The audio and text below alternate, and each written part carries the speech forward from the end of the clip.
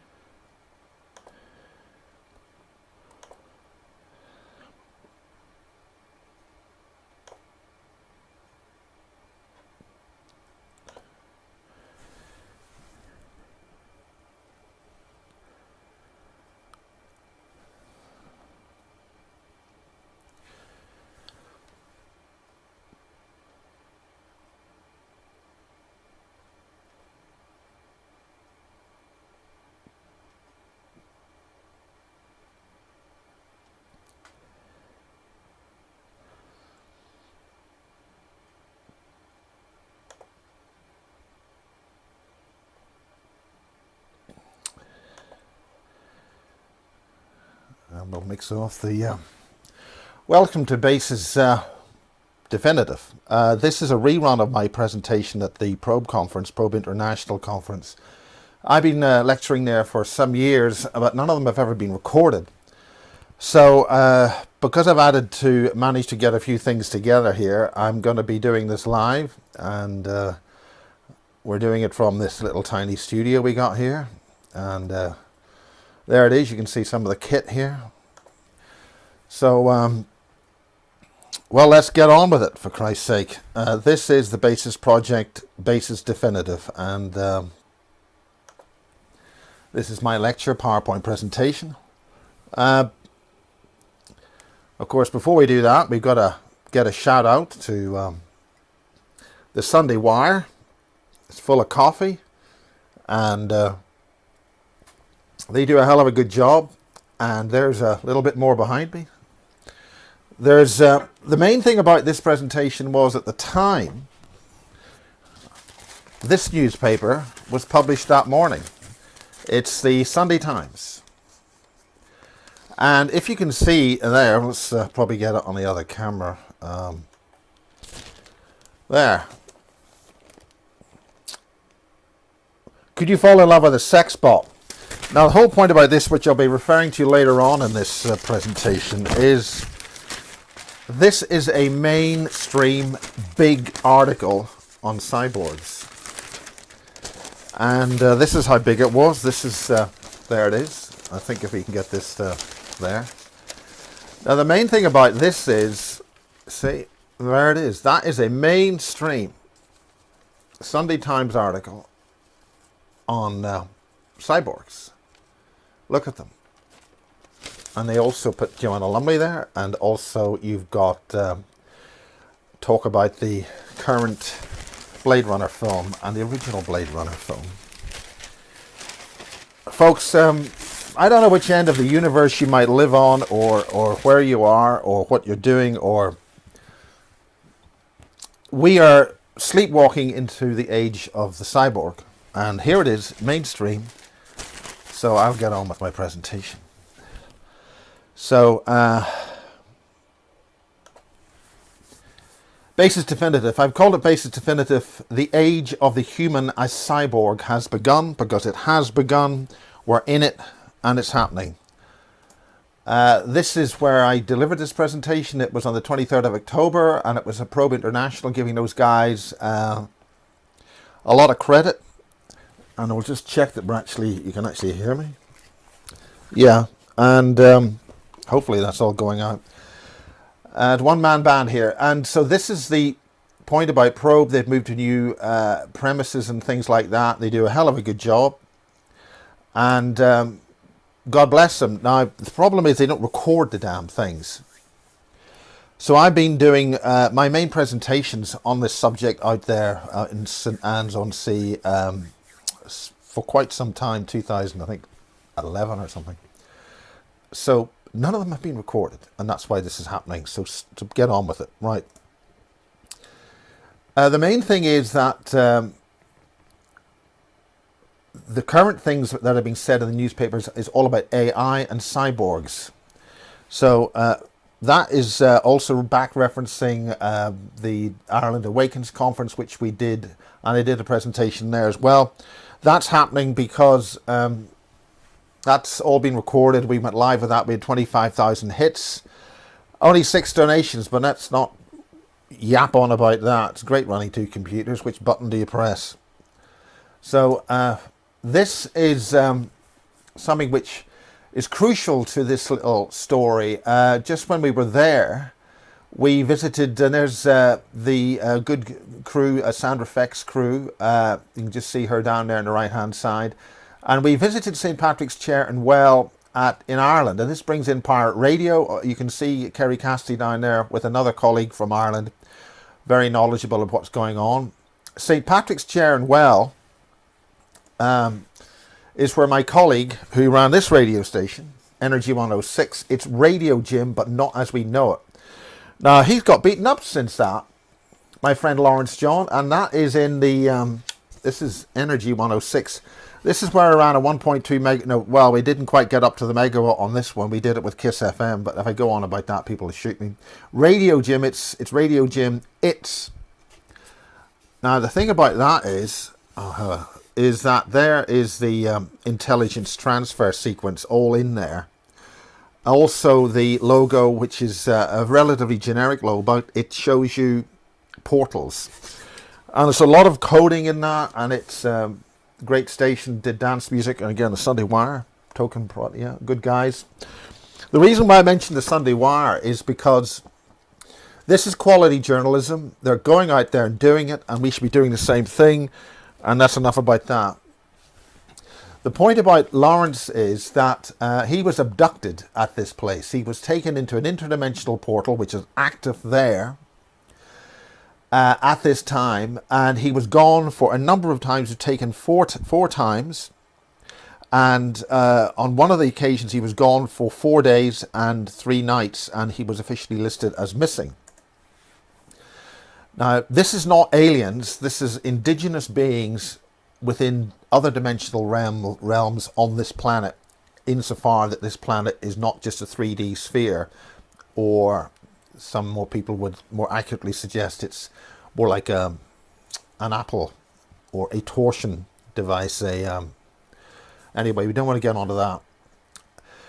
The point is that he was gone for all those days that I just mentioned, and the radio station was kept on the air. We didn't have a license, and so there's some energetics going on there, and it's extremely important to understand that this is to do with the programming of individuals and in using the music.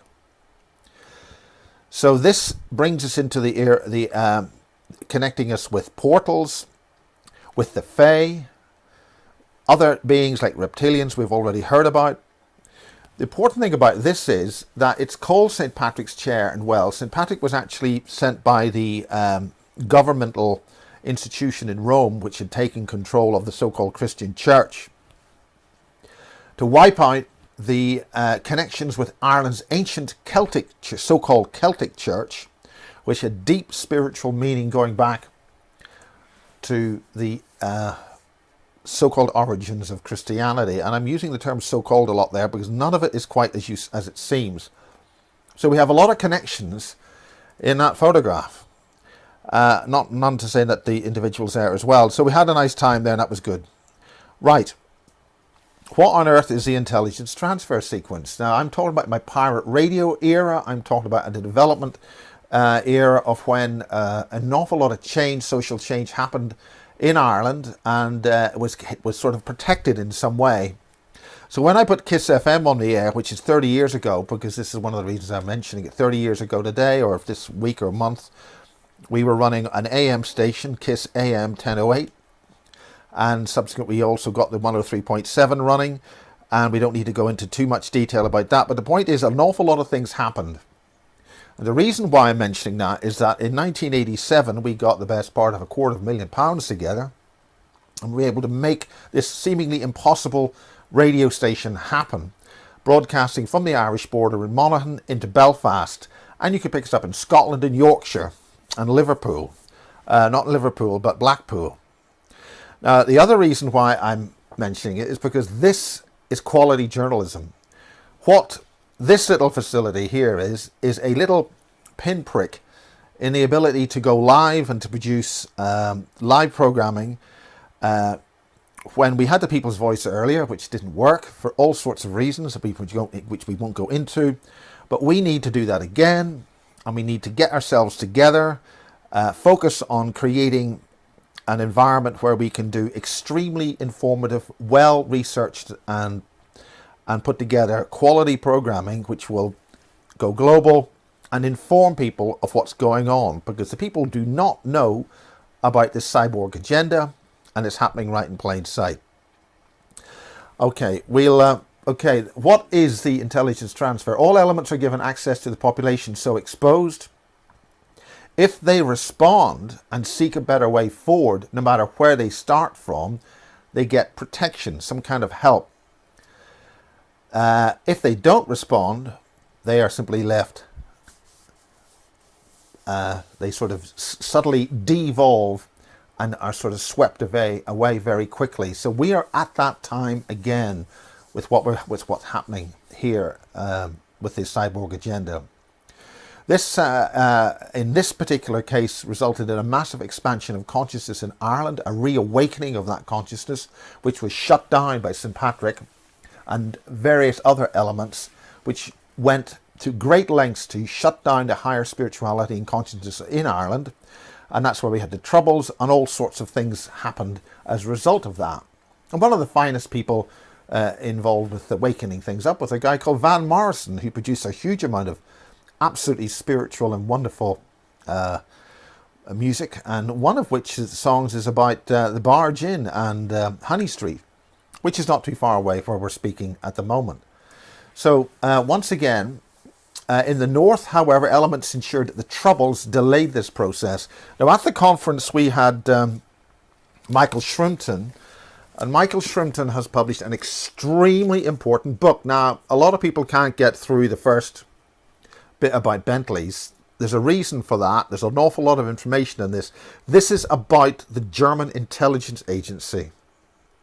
And if you could understand and realize the scale of penetration by these relevant agencies, is absolutely amazing.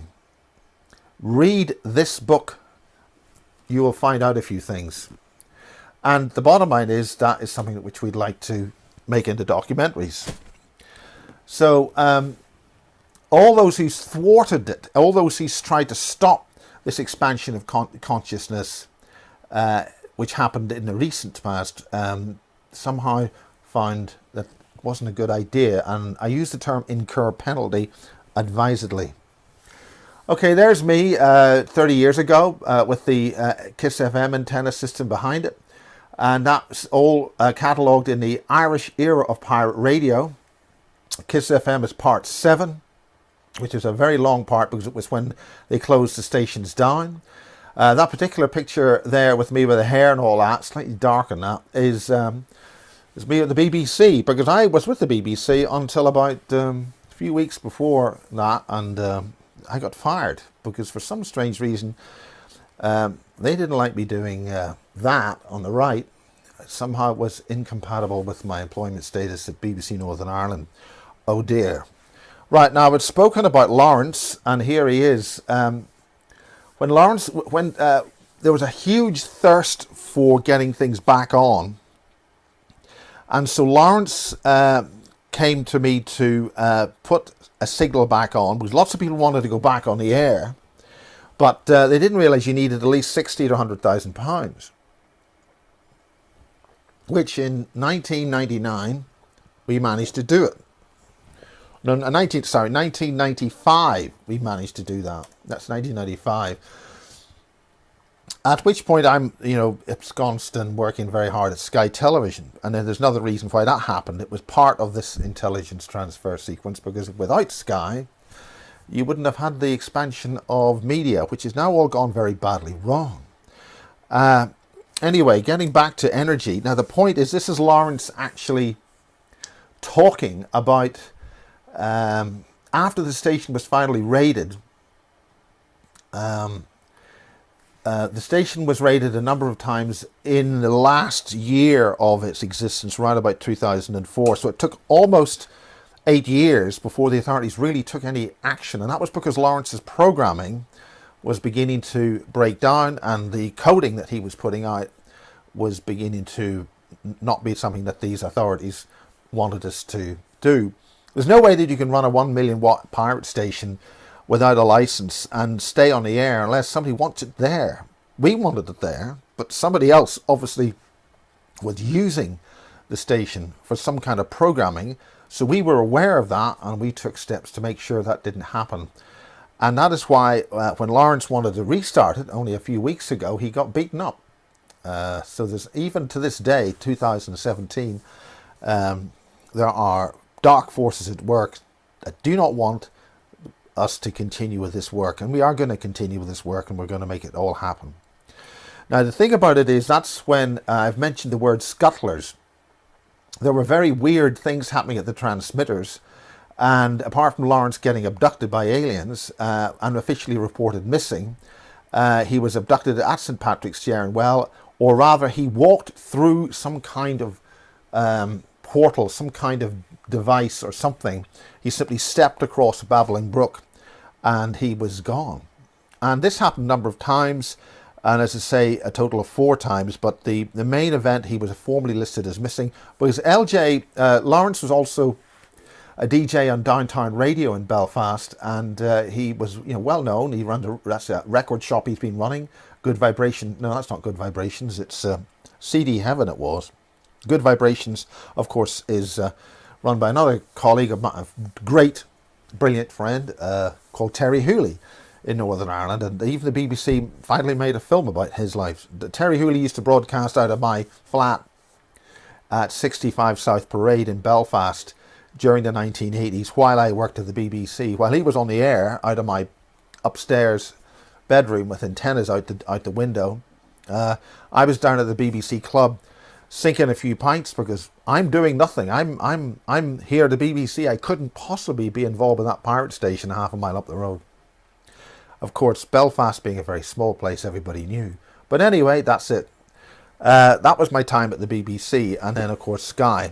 Now the main thing about it was that, as mentioned, with the attempt to get energy back on as a TV outlet in literally this immediate time, he was attacked, and well, that's a matter of legal issue now. Now the important thing is that when he was actually telling me on camera at that, and that's in Basis 4 Part 2. Basis 4 Part 2 is effectively the Irish era of Pirate Radio Part 8. It's got updated stuff and some video of the station when it was active. Okay, now when Lawrence was talking, he had a little dog called Lobo, and Lobo was a wonderful little Jack Russell poodle terrier, and it was taken when he was taken. So when Lawrence started to discuss the aliens and the actual things which had happened to him, I even said that, well, the aliens talked to the dog in doggy language. That's when the sleeping dog, literally just at his feet, actually started to actually bark and say yes. He was actually responding, and that's on the tape as well. Now the point about that is it means that the dog is coherent, intelligent, and listening and aware of what we're doing. And so here we have a situation where, okay, it's a bit funny, but that's that. So we're leading on from there, right? Now, one of the most important things here is Radio Caroline. The Radio Caroline, that's the third ship on the left, and the Mi Amigo that's the one on the right. Radio Caroline steamed out of Green Ore, along with another ship, and they ended up being Radio Caroline North and South. Those stations were absolutely crucial in the 1960s of, again, waking things up. There's something in the music. There's something in the intention, particularly on amplitude modulated radio, AM radio. And it was interesting that in the United Kingdom, the pop music service of the BBC was kept on AM for a very long time. Was kept on AM until actually 1988. And because of KISS FM, the second FM transmitter that Radio 1 was allocated wasn't in some place like Birmingham. The first one was London. Wasn't some place like Birmingham or Manchester, some major English population centre. It was, the second one was Northern Ireland, Belfast. And that was because of my station, which we were transmitting something that they didn't like. And that's the intelligence transfer sequence. On this particular slide, we're talking about loving awareness. In the 1970s, they transmitted loving awareness. And a lot of the individuals who were involved with that ship were actually in the major broadcast stations, which I covered in the Irish era. And it was a truly wonderful era of broadcasting, the Irish era of pirate radio, which is on YouTube. Of course, the copyright terrorists are actually, again, Jesus, the wrong one. The copyright terrorists, again, using copyright to censor documentaries, and I'm not happy about that. Okay, there's copyright, but when you're making a documentary which is chronicling the history of something which is so important, having it wiped out, destroyed, and the soundtrack deleted is censorship in blatant censorship, right? Okay, so here we have pathways to waking up. The point about it is that, I labelled the conference Ireland Awakens, and the brilliant ground crew there did a fantastic job getting that together. But if you are asleep, or somebody has put you to sleep, why have you been put to sleep?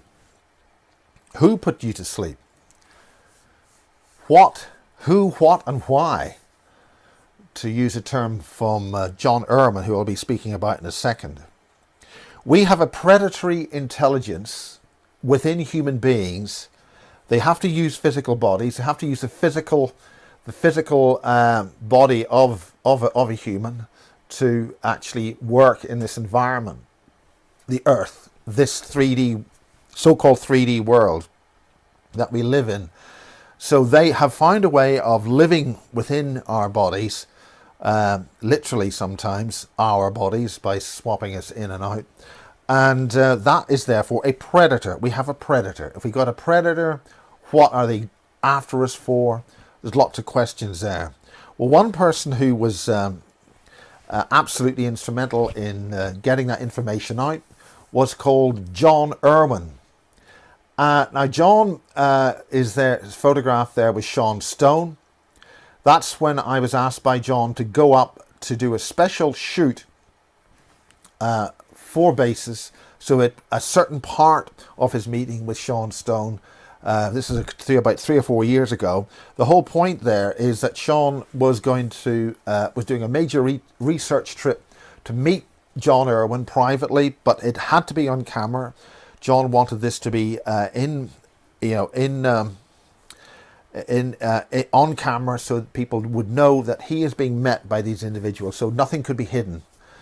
Now, unfortunately, what happened with that was that it all was hidden, and I was asked to take all of John's interviews down, and all evidence of him ever actually doing anything in any other way was to be removed from the internet, which I said is not a good thing. So I kept things back up. I put back up, or kept them up in the public domain. Unfortunately, that movie that was going to be made, this is the second attempt. This is the second attempt at getting a John Irwin film out. The first attempt was with other individuals here, some very nice people, but unfortunately that script was sort of hijacked at the last minute, and John was going to be a hero of Israel. And John wasn't really happy about being a hero of Israel. Now, this is his book. And there's people saying, oh, I'm just selling books. Well, it's for people who want to find out things about these individuals. There it is. That is John Irwin. That's his wonderful, extremely good, this is about the 4th edition, the 16 One Step Beyond, The Secrets Were in Jaraba. That's not actually the formal title. It's called the 16 One Step Beyond. And you can get that from John Irwin. It's about 22 quid. And there on the back is what he got in Jaraba, his team. It's not his particular team. And there it is before the Nephilim came. The Nephilim, all the stuff you see in the pyramids was written by the Nephilim. Because the original pyramid builders, which goes back a long, long time, aren't with us anymore. Literally cannot physically materialize. And there's the book. It's all in color. Fantastic. Get the right camera. All in beautiful color. And notice the flying saucers. So we have a situation where Sean Stone in 1959 has recovered these data banks, which are ancient pre-flood man technology. I'm using the term pre-flood man because it's the use of the term Atlantis is a bit distracting. This is high technology recorded in data banks which look like this. There they are again. John Irwin, those data banks, they recovered 2 of those. And look at them. This is the only picture that he's published so far of anything like what they look like. Some people think they're like the emerald tablets. They're not. They're nothing like that. These are extremely ancient, high technology devices which contain a huge amount of secrets and data from our ancient past. And the problem about that, they have been trying to apply that information in today's world. And there they are. They were going into Jaraba. They wiped everybody out there, got those data banks. And but they were able to do that because John Irwin was trained in a post-death procedure. That is the whole point of the title of the book, One Step Beyond. It's called One Step Beyond because John, in 1957, was taken beyond the process of death so that he could then experience multiple and be trained in multiple other aspects of existence. And I'll keep it like that because John has got a huge amount of information all tied up in his head about the origins of humanity, what life's all about. And that is what he needs a film to describe that as. And it has to be done properly, which is why we would talk to Sean Stone, which unfortunately, once again, the script that was produced by Sean's team was well below par. And that second attempt at getting a major film of John's work has not actually happened. So this is really important. He doesn't have a lot of time. He's in his mid to late 70s now. So if you want to make a film based on what John's data is all about and have the biggest global smash ever, giving you information that's never been released ever before and will only be released on that film, if you got the money and the wherewithal to do that and you're not going to mess about, get hold of John Irwin. You can also get hold of John Irwin to buy that excellent book. It's only available from him directly. Now, the point about this is that John, in order to be selected for the 16, was created in an event where his mother left the family home in Newcastle upon Tyne, disappeared for about 2 or 3 months, and came back pregnant with John. So as long ago as the 1930s, there was a secret British military program involved with technologies which took people, special people, beyond death for training. And I make that reference because it affects the story of Max Spears. So let's move on. So that is the British military, 1957, dealing with pre-flood man technology. Now the point about these data banks is they're incomplete, which means that the information they were able to read, you needed a reader to get the information from this. So we're talking ancient, thousands of years old, highly technological information recovered in Jarabah, which is between Israel and Syria. The actual place is no longer on any map. In 1959. But he was selected because of his genes, which was allow him to go beyond death and have those experiences. So that meant he had to be born in order to do that. So as such, that meant that in 1939, his mother was involved, must have been involved. Now, this is not something that John would say. His mother must have been involved with some kind of program involving this kind of technology. So the point about it is, that means that there must be an inbuilt secret program involving something beyond death, in different dimensions in reality, in progress in the background here in the United Kingdom and obviously elsewhere. Now, Basis started with an interview with Barry King. Now, the point about Barry King is that he came up with this cock and bill, this weird story about Peasmore, a base in Berkshire, which involved brainwashing, genetic engineering, and genetic experimentation. And this is all way back in 1995. Really, we were talking about this in 1994. And the girl on the right is Lisa Williams. And this is recorded on a VHS, which you can see is a bit grainy there. But Lisa also had experiences with Greys, multiple experiences with Greys. Her sons were connected with U.S.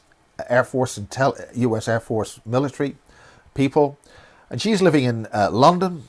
And her mother, also an extremely switched on, intelligent girl.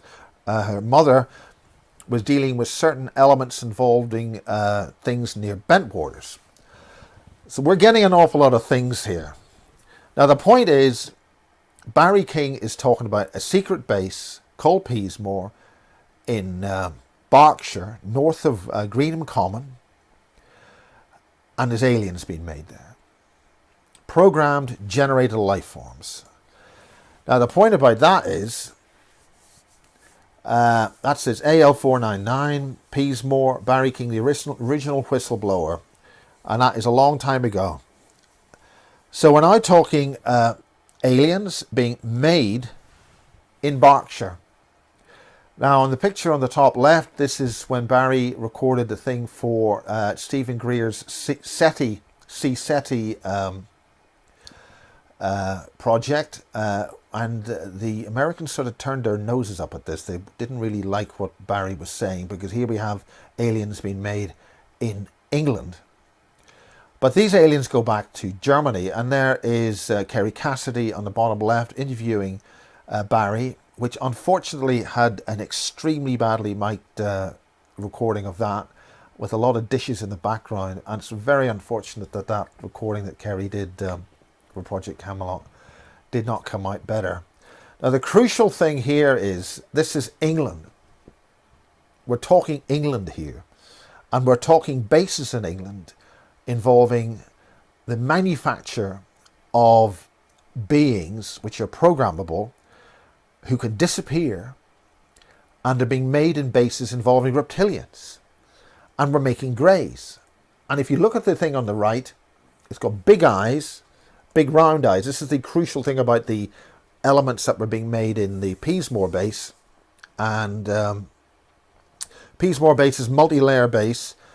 The reason I've got, you've got Barry there, you've got a thing called a trip seat, which is very appropriate because you're talking about Montauk Project trip seats. That's kind of a thing.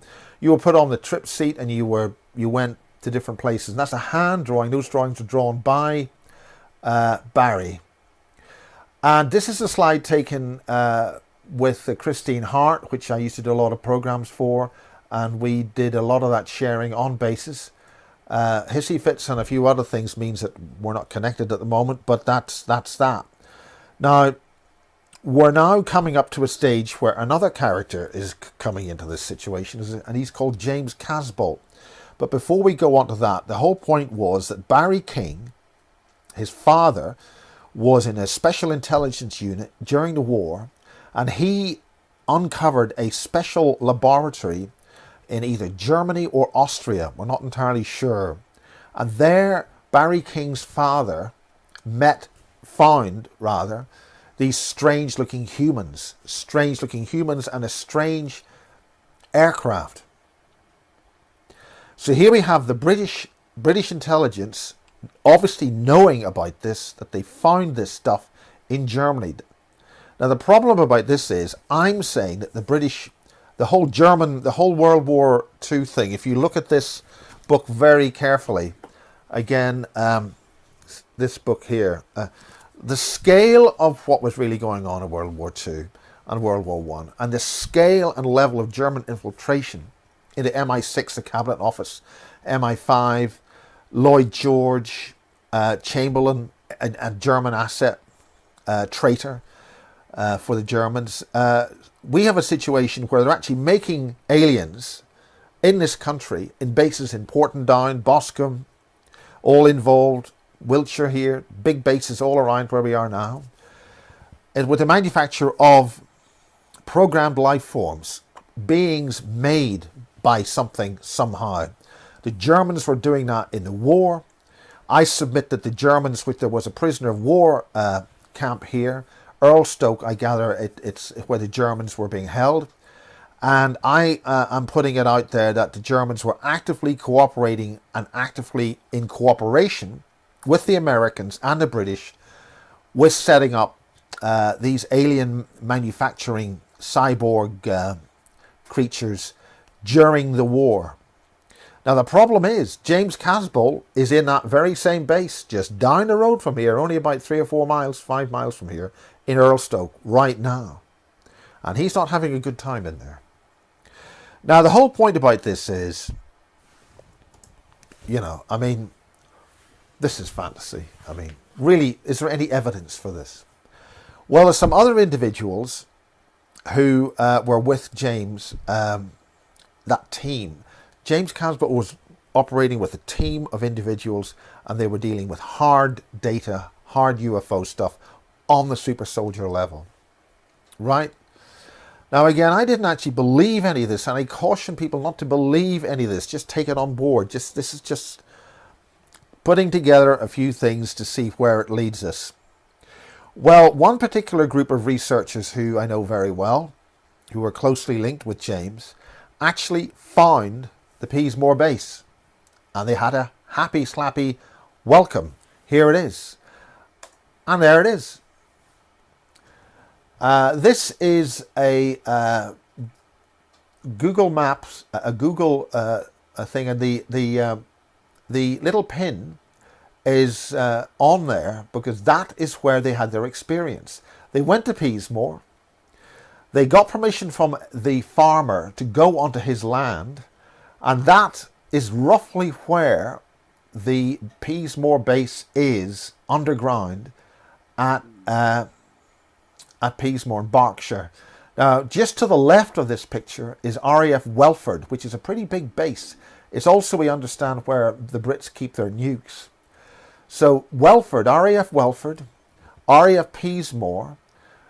Just north of here, we've got the Rutherford Appleton Labs. All that's the civilian ends of this, all connected. And then due south, we've got Greenham Common. And all of these bases are connected. And as you know, there was a lot of women peace protesters at Greenham Common, and they were all part of the program. So this is all getting together, folks. Now, the point about this is, when those individual researchers went up to that point, they were greeted with what they call a TR-3B alpha, I think is the full term, where this triangular craft, man-made triangular craft using ET or advanced technology, came round and said, hello. Hi guys, here we are. You find the base. This is a TR-3B alpha. We're flying just over it. Well done. See you next time. Well, they went down back to Peasmore. One of the things about Peasmore is that there's a pub there, and a strange pub. which I didn't see the first time, and that's unusual for me because, you know, it's a pub, you know. And they had a 1 hour time missing event, having seen the TR3B alpha. They had a time missing event in the pub. So the people in the pub, everybody involved, are connected in some way. Okay, speeding on. Right. Where are the bases that make the generated life forms? Yeah, just before we do that, we'll just look at them on the GoPro here. Now here we have the base's logo. The base's logo is a combined group, or it's a combined set of images to basically say, stop. We do not want. This is to stop the manufacture of these creatures, these beings. And it was thanks to Anna Hess for coming up with this idea of using the hand, and that was one of the logos we put together and used after a number of people decided like this one, and they liked them all, so we use them all sometimes. Okay, so we'll get the laptop back. So, okay, according to Barry King, Aria Peasmore AL499 is where they actually make them. Watchfield, the Newbury Greenham Common base is connected. Portendown is connected. The point about Portendown is that we've got further information, again, from completely different sources, that they make beings for use on the lunar base. In other words, they're knocking off programmed creatures for use on a lunar base, a British lunar base down at Portendown. And there are all sorts of things going on down there, some of them so horrendous. Witnesses who've been there have said, quote, "I cannot believe that our country would be involved with such terrible things," or words to that effect. So this is here in the English countryside, a mass complex of bases creating aliens. And there's reasons why you have to do that. Now, there's also Boscombe Down, as I said, for the lunar bases. Harwell. In Wales, the Brecon Beacons. And Mr. Richard Tricky Dicky D. Hall criticised me for not following up on a story about the Brecon Beacons about around about that time, 1996. That's because the individual concerned who I was communicating with, he received a phone call. He'd mentioned this to me, and we were gonna work. It was actually, it's all in the basis voice documents which I put out with Barry King. I actually photocopied a lot of the documents that Barry King put out as the voice. He put out this thing called the voice, telling lots of things, and that's available on Basis 1. I think it's available on Basis 2, the DVD. If anybody's got that, those files are actually in the Basis 2 DVD. A lot of this is all on Basis 2. Well, not this, but the original material and the re-interviews with Matthew Williams and some of the guys from View4. We interviewed Barry King way back in 1995 because he just wanted to figure out, look, nobody could believe this. It's just too fantastic. But if you look at the level of surveillance, the cameras everywhere, the spying, the targeting individuals, the mind control, all of this is what Barry King was talking about in 1995. But nobody believed him. Okay, so the Brecon Beacons is a place where an individual, I got a story where this individual was on an army, he met a guy who was on an army training course, and they put them out in the Brecon Beacons. That's what they're there for, training the military. And this guy was a bit clever, and the whole point is to get back to base without being found by your team. And he was picked up in a Land Rover by these guys. He brought him down into the base, one of the bases at the Brecon Beacons, and what he could see there was all sorts of alien type beings being worked on, some kind of different looking humanoids. And this is where the alien autopsy comes in. The alien autopsy was 100% fake. And I've spoken to Spyros and the individuals who made the alien autopsy, but what they don't understand is they've actually come up with something a bit like Alternative 3, where the people who made Alternative 3 didn't realize what they were talking about was actually something that was real. So maybe somebody's feeding some information in there making it look 100% fiction, when it's actually something that's actually real. And then we talk about the Mirage Men, but we don't want to go into that because that's a whole different ball game. If anybody's lost, turn off, because this is going to get too complicated. Let's just continue. So in other words, there are quite a few bases involved with the PGLFs, one way or another. And this is one of them. This is the first time that I managed to get a basis, a conference together. In that photograph, we've got Kerry Cassidy. We've got David Griffin, who is the key source to the original story on Thule Island, focusing on Alec Newell's material. We then got our very own English super soldier, Kieran Lee Perrin, and we don't talk anymore because all sorts of things have happened, and the brilliant Kathy Morgan, and that was the very first basis conference held in Marlborough in 2014. Now, for one reason or another, Kieran and I have broken up. We do not talk anymore, and that is crucial because this all happened just shortly before the conference in Warsaw, where Max Spears was to meet his death. He got waylaid in Warsaw, and that ultimately led to his death. So it was obviously to somebody's advantage that myself and Kieran should no longer wish to be friends anymore. Kieran actually helped paint this place. His team, the Jedi painters from Croydon, actually helped, replaster and refurbish this house. And so we go from a stage where he's actually helping build the house and fix it, and we're really close mates and we have long conversations, to just before the issue with Max, and then we're no longer friends. So again, that's what's inside his head. Now, these are MRI scans, and the arrows indicate sections of type 25 implants inside his head. Now, the point about that is that there was a recent, during the 2016 conference, Vice they were doing a whole program on, Vice.com were doing a whole program on the whole issue about Max, but they interviewed absolutely everybody: Dave Marrow, Sarah Adams, lots of people, and they spent a lot of time here, and they did a program on targeted individuals. That program was heavily censored, I think bluntly, as with the Confessions of an Alien Abductee. It was clear that it was delayed for production reasons. Now, the whole point about this is we're going to be just looking again at these implants. These have to be interpreted by a doctor, and doctors have had a look at some of these scans, particularly the ones with Marie Kayali, where 1 minute they'll give you a holy shit, this is implants, this is horrendous, whatever, how the hell did this happen? And then they're got at.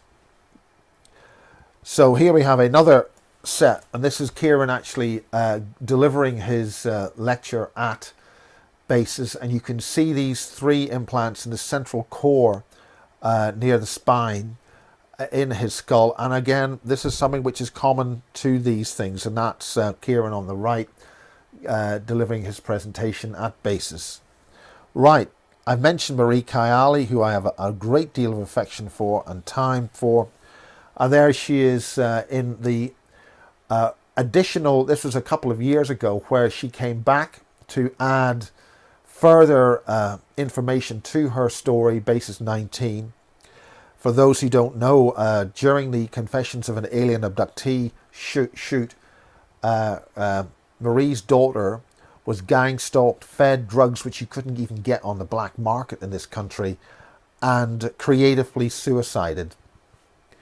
The coroner and the coroner's court suppressed that information, actually telling Marie that you are not going to get hold of your own telephone records, because that would have given evidence to indicate that Gina, Marie's daughter, received a phone call before she locked the door on her mother, who couldn't get back in, and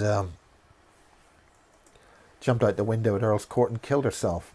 And the police were all waiting there, ready, waiting for her. And that's Marie and I, and we were photographed by somebody who just happened to be around. And one thing you'll know about if you're ever dealing with Marie, and certainly when we're dealing with the Channel 4 program, where the lie detector test was rigged up to get analysis on, is Marie telling the truth? I'm the only person who saw the results of the graph. Even the program makers weren't shown it. The guy, I understand the program makers were not shown it. That's Off the Fence Productions. The idea was to basically set Marie up so that she would be described as a pathological liar, to undermine anything she was saying. And she took the heat on that program. She took real shit in that program at a time when when it was aired, was literally days away from facing the coroner's court on the killing of her daughter. So I have a lot of respect for Marie, and for her to go through that. Now the point about it is that the story about Marie is basically a young Irish girl meets young handsome guy in London, who happens they get married, and he happens to be the son of the head of the Syrian intelligence agency. Okay, so let's move on. So these are her MRI scans, and there we are. Now these were produced. Marie produced these scans the day before the Confessions of an Alien Abductee went to air. Now, for those who don't know what that program was, it was a program aired 22 times in Channel 4. It was aired against the transfer of the Big Brother program from Channel 4 to Channel 5, and it went out the night of the premiere of the Channel 5 airing of Big Brother. It was an extremely successful program. It was also clearly a program shot as a serious documentary as far as we were concerned. That's myself, Simon Parkes, Chantel Sabrina Piper, and Marie Kayali. And that was shot over about a year, and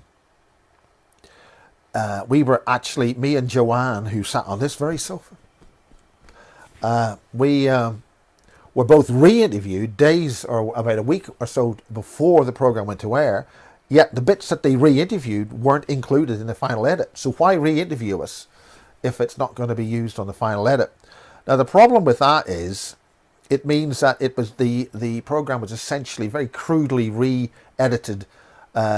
Nick Pope, very old stock standard definition material. Now the point about standard definition material is you're only allowed by Ofcom to have a certain percentage of standard definition material in a high definition program. Otherwise it's a violation of various codes and practices, and they violated that by putting in that butt joint extra shoved in of Nick Pope saying stuff that was completely out of context. He hadn't even been asked to be in the program. He wasn't contacted, and he was really annoyed that he'd been put into the program without his permission. But I mean, it went on air. It's been done. It's done and dusted. That was basically to destroy the credibility of the witnesses. It was made into a comedy thing, but I've said enough about that. Okay, these are Marie's MRI scans, which, as I say, was given to. She gave these to myself and the producer of the program the night before it aired. Now here we have her implants. Again, these are now where these implants are. During the program, I was asked to measure. I have a variety of RF, and electric field and magnetic field measuring meters, and this is very crude the way we do this. We literally just go over people and you pick up signals. I was able to pick up gigahertz frequency, gigahertz, very, very small pulsing gigahertz signals at the locations on her skull where these implants are. But I picked those, I scanned for those, and I picked them up months before these MRI scans were actually given.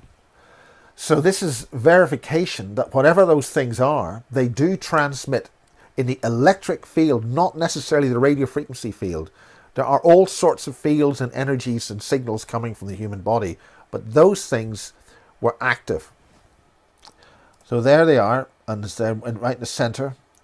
Now the other thing about Marie is that she shouldn't be able to see.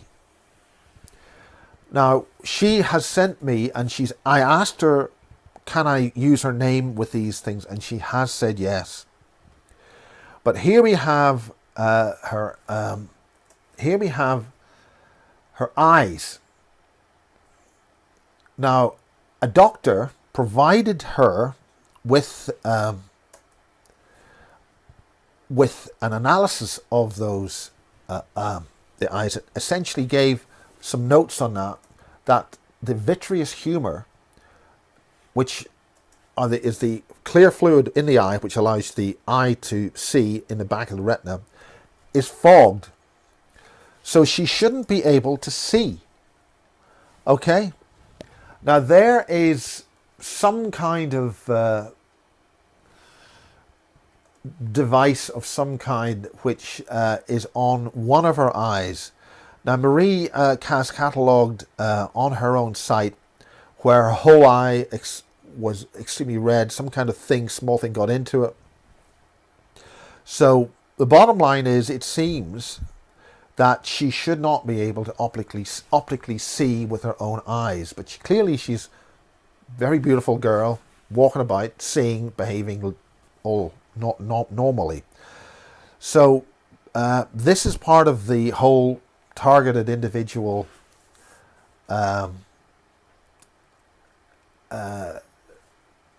situation as to what really is going on. This is clearly the change of human beings into some kind of cybernetic creation.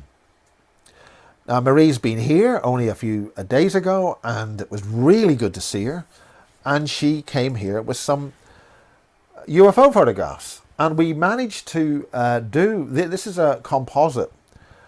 Now the point about these photographs is that sitting here with that computer here, the photographs all disappeared. And when they came back, the UFO to the bottom left, and a lot of the UFOs subsequently on the right. The picture in the center is the original picture taken by a Nikon camera. And on the left, top left, she has enhanced the contrast so you can start to see those objects. Excuse me. Now the point about this is, we have a situation where Marie in Birmingham on the 27th of August 2017 at 6 o'clock was taking photographs of multiple UFOs over Birmingham.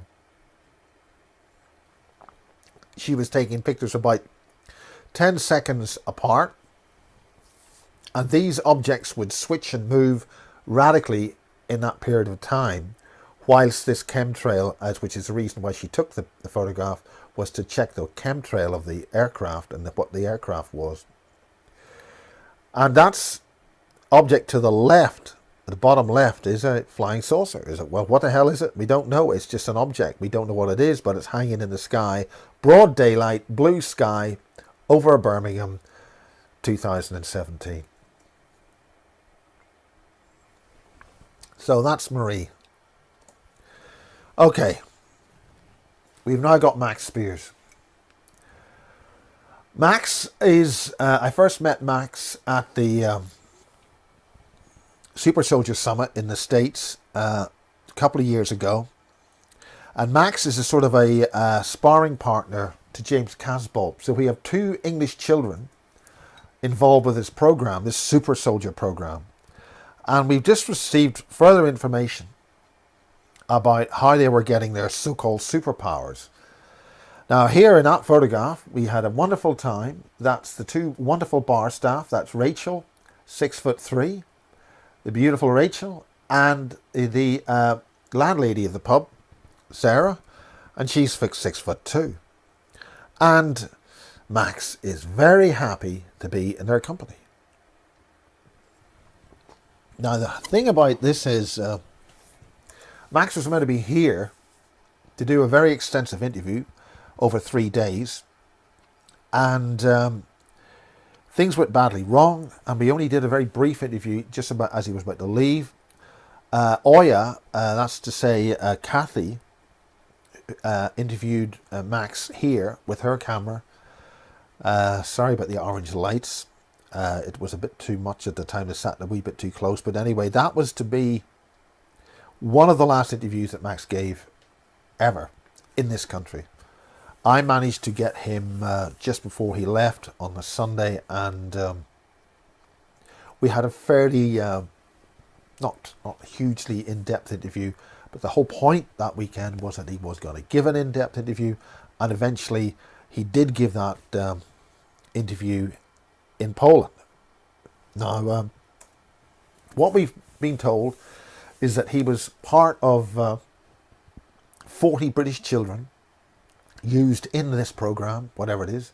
Most have not survived. There are about 5 left, and they are yet to be revealed to the public. He was a sparring partner with James Casbolt. So what was so special? That's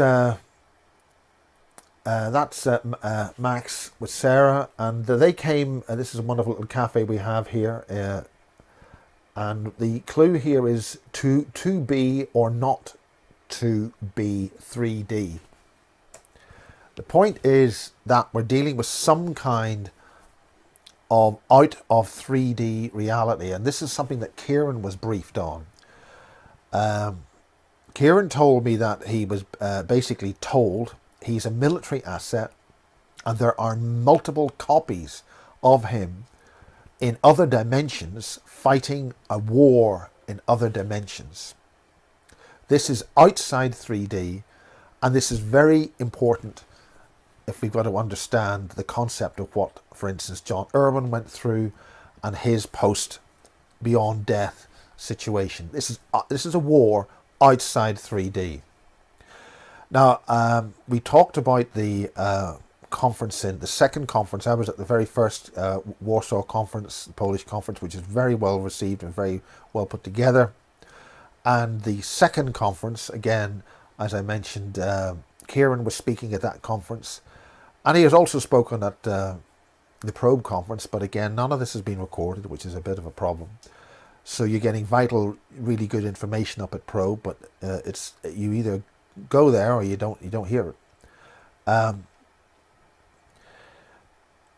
I've explained that John Irwin had been taken past the process of death. Some process happened, and then he came back, and he's been through that process multiple times in his training as being part of the 16.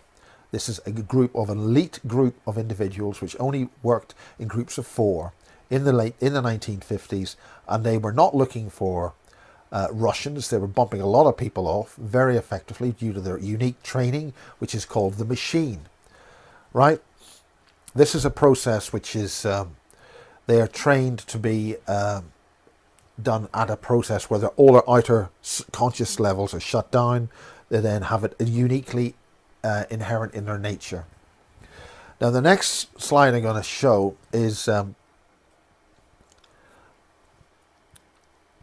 point is that, and if I say point is again, shoot.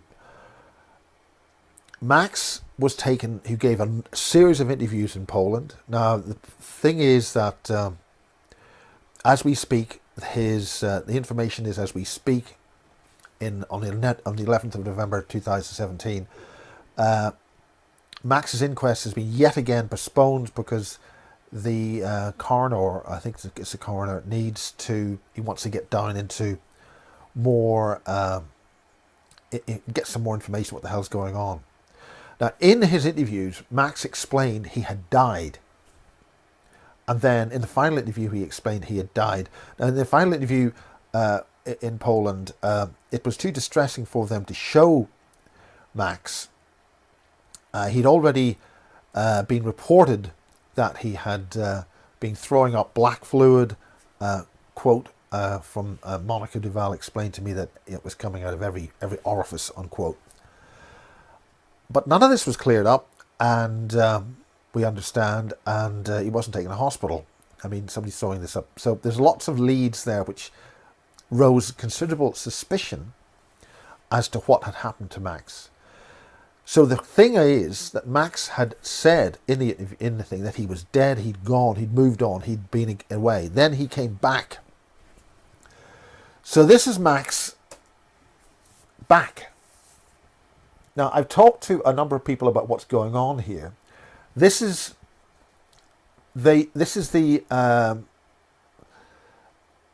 Max bouncing on top of a trampoline. And there are reasons why that's happening. And some of the reasons are very, very technical as to the motor neuron issue, the body, stimulating the body. He's bouncing up and down. Now, this is a guy who's died once. He's been vomiting and spewing black liquid of some kind. He's been extremely ill. Too distressing to show him in those states where you could hear him gurgle and pass away. You know, it was I haven't been able to listen to the whole thing. It's too disturbing. But here we have a situation where they're now showing him bouncing on top of a bloody trampoline. So there's lots of issues there, and what we're talking about here is Max and James Casbolt are fighting in another domain, as above, so below, 3D. And this is where we bring in one of the key players in this, is a United States Air Force Chief Psychological Officer. I think that's the full term. In other words, he was given full spy 007 type work alone with authority, with a license to kill.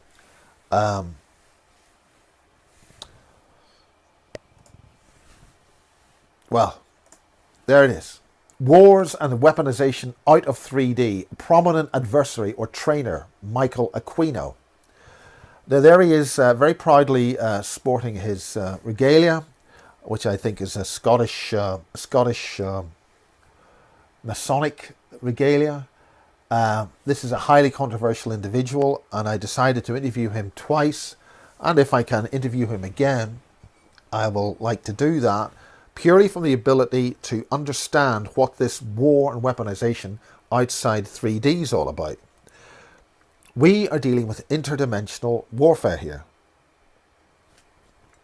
So, moving along. Technology not in this dimension. As I mentioned earlier, we had scuttlers at Energy 106. In other words, inside this radio station's transmitters, I had a spider bigger than my hand over the actual output apparatus inside the transmitter. I didn't know what it was. All I know is it was big, and it took about 3 seconds to disappear from this reality. So we have a situation where some kind of technical device, which looks like a spider, a giant insect of some kind, has got itself inside the sealed, locked, high voltage output stage of a transmitter. And it's in there. This thing's got 7,000 bloody volts on it. It's on air. Yet this creature is round the actual high voltage anode, which has got thousands of volts on it, and it's the final stage before the signal leaves the transmitter, goes up into the antenna stack. And I saw it. And there were many other things happening in Energy 106, which I won't go to at the moment. So here we have a situation where we're dealing with scuttlers and other things. We're dealing with black goo, which I mentioned about, with 400 containers recovered from Thule Island, which resulted in the deaths of 25 Marconi scientists. I think I've said 40, but I'm wrong. It's only 25. Only 25. So we're dealing with these things. So let's get a little bit further on with the scuttlers, right? This is a hand drawing by a witness of a scuttler on your head. It's called a scuttler on this person's head because it looks like a spider but moves like a crab. That's why it scuttles. These devices are hideous, horrible looking things, and they get onto your head because they're looking for information. They're inside the Energy 106 transmitter and the BBC transmitters and inside computers and every other thing or power stations that deal with information. They are information feeders. They are looking for information. They are high technology devices. They are horrendous things. And they look like that. Now, this particular witness also notice how the creature is also over the whole frontal part of the body. Also note how the back of the creature hugs the entire cranium and is got its things in round the back of the head. So this is hand drawn and given to me when I was in Poland. And these are big sons of bitches. These are subsequently more drawings by the same witness. And these are again repeating that they are, in your system, and then these other smaller versions on the right actually come out of your being. They're inside us. Now, I also interviewed a guy called Chris Thomas, and Chris had an immense amount of information, and it was a tremendous privilege to interview him. And he had some information on these scuttlers. The point is, people know about these things. When I was at the People's Voice, the David Icke situation, and we don't need to talk as to why it failed, but there was an individual there who was able to, I talked to him about their whole network ability and what was going on. He knew about these scuttlers as well. He, as a computer engineer, a network specialist on computer technology, is aware of these scuttlers. So if you are in broadcasting, if you are in transmitters, if you are in power stations, if you're an engineer, you need to look out for these things, because it's very likely that they've been on you and have been doing things to you. The key to it is that the witness was able to describe that you can just shrug them off. They'll just leave based on your thoughts. They are accessing our perceptive intelligence. And this is where the whole idea of transmission of computers, that's hardware. That's hard. Transmitters are hardware with high voltage valves, or computers with all sorts of logic gates running with 5 volts. They all have a signal. They all have a mechanical electrical device where there is signals switching on and off, transistors and all sorts of gates and technologies, all switching. That's the technology. But this carries a signal. It carries a signal with our intention and meaning in it. And that intention, as described by, I believe, Andrew Puharich, is called energy. That's an intelligent energy. So there's an intelligent energy going through our communication systems, carrying what our thoughts, carrying our pictures, our feelings as expressed in photographs and digitized and transmitted and sent through these devices. These things seem to be interested in that, and they are monitoring and feeding off that. Now, Chris Thomas refers to a group of individuals called Valon, and this is where the whole thing about the planet Nibiru is a load of baloney. Nibiru is the source of... Nibiru is a planet which is a Valon planet in the Velos system, where you have 2 suns, and it's a wandering planet, and that's the whole point of the term planet, the wanderers, and it wanders between those 2 planets, those 2 suns of the twin solar system of Velos. Any attribute to it being in our solar system, with our second sun, which is a brown dwarf, we understand, where the so-called planet X and Y and other gaseous large planets are, we understand, available, is nothing to do with bloody Nibiru. That is the Vatican agent Zachariah Sitchin disinformation. But the whole thing is disinformation, because Vatican in itself is a predatory source of an extremely dangerous predatory intelligence. So Chris Thomas refers to the energetically similar twin sun solar system to Earth, energetically similar, which is why these creatures are here, because our solar system is energetically similar, therefore they can host and survive here. Most of these creatures have moved on. They're the source of the so-called of the Anunnaki, the Hathor, and the Nephilim, and it's what John Irwin is talking about, the Nephilim, and before they arrived. So they're relatively recent arrivals, and they messed with pre-flood man technology. And anybody who starts using pre-flood man technology, i.e. in the super soldiers, are messing with the technology without the complete set of data. The whole point about John Irwin's data that they got in 1959, and he was only one team up, obviously there's maybe been others doing similar stuff elsewhere, is that they didn't get all the information. They got a lot of it, they got some of it, but they didn't have the safeguards. They didn't have the protection mechanisms to use this technology, which means when they've been using this technology, this black goo or originated stuff and all that, they've been doing it without necessary safeguards, and they've been playing with fire, and they've been playing with stuff they don't fully understand, and therefore it's been bad news. Right. The point is that Chris Thomas came up with some information on these scuttlers, these things which are in your head, to quote the song.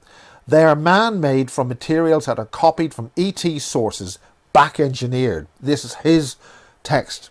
The body and legs of these things is made from a type of titanium which is energy responsive. In other words, when a suitable form of energy is put through the components, they become energized to a point where they pass just outside the human senses. They become invisible to the human eye.